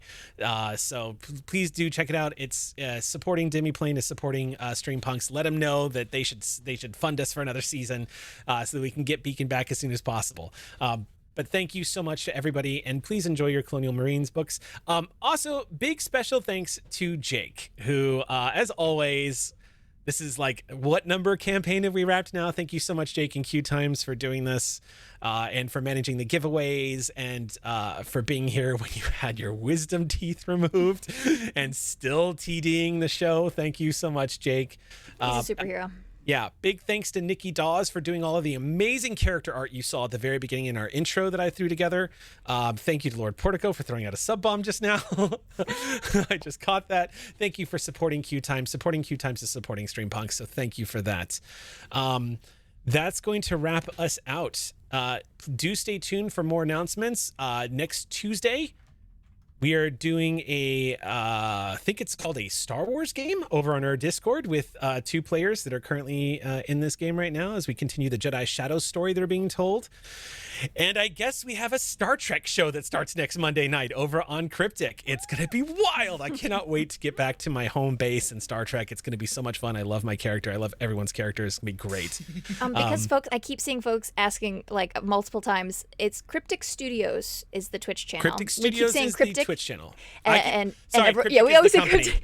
But folks are confused. It's shorthands. So. Yeah, it's because every time I log into Star Trek Online, you just see the word cryptic pop up, and so that's what I think. So it'll be same time slot at Cryptic Studios. Thank you, Caitlin. Yeah, okay, I was able to put the link in chat. Beautiful. Thank you, Eliza. Yeah, so definitely follow Cryptic Studios. We will see you over there. Yes, there is going to be VODs. There is going to be YouTubes, all that stuff, so don't sweat it. And stay tuned because Jake and I and the Stream Punks, we're going to be doing more content with QueueTimes in the coming weeks. So stand by for that. We'll give you some heads up on that. Everyone who's been listening to the podcast, thank you. Everybody who's been watching, thank you. With that, we will leave you. I wish I had the Rick Budd sort of like after credits scene, but I don't have Rick's skill. So instead, I will simply sign off with a thing of looking to the future. And thank you again for watching Beacon. Hailing frequencies closed.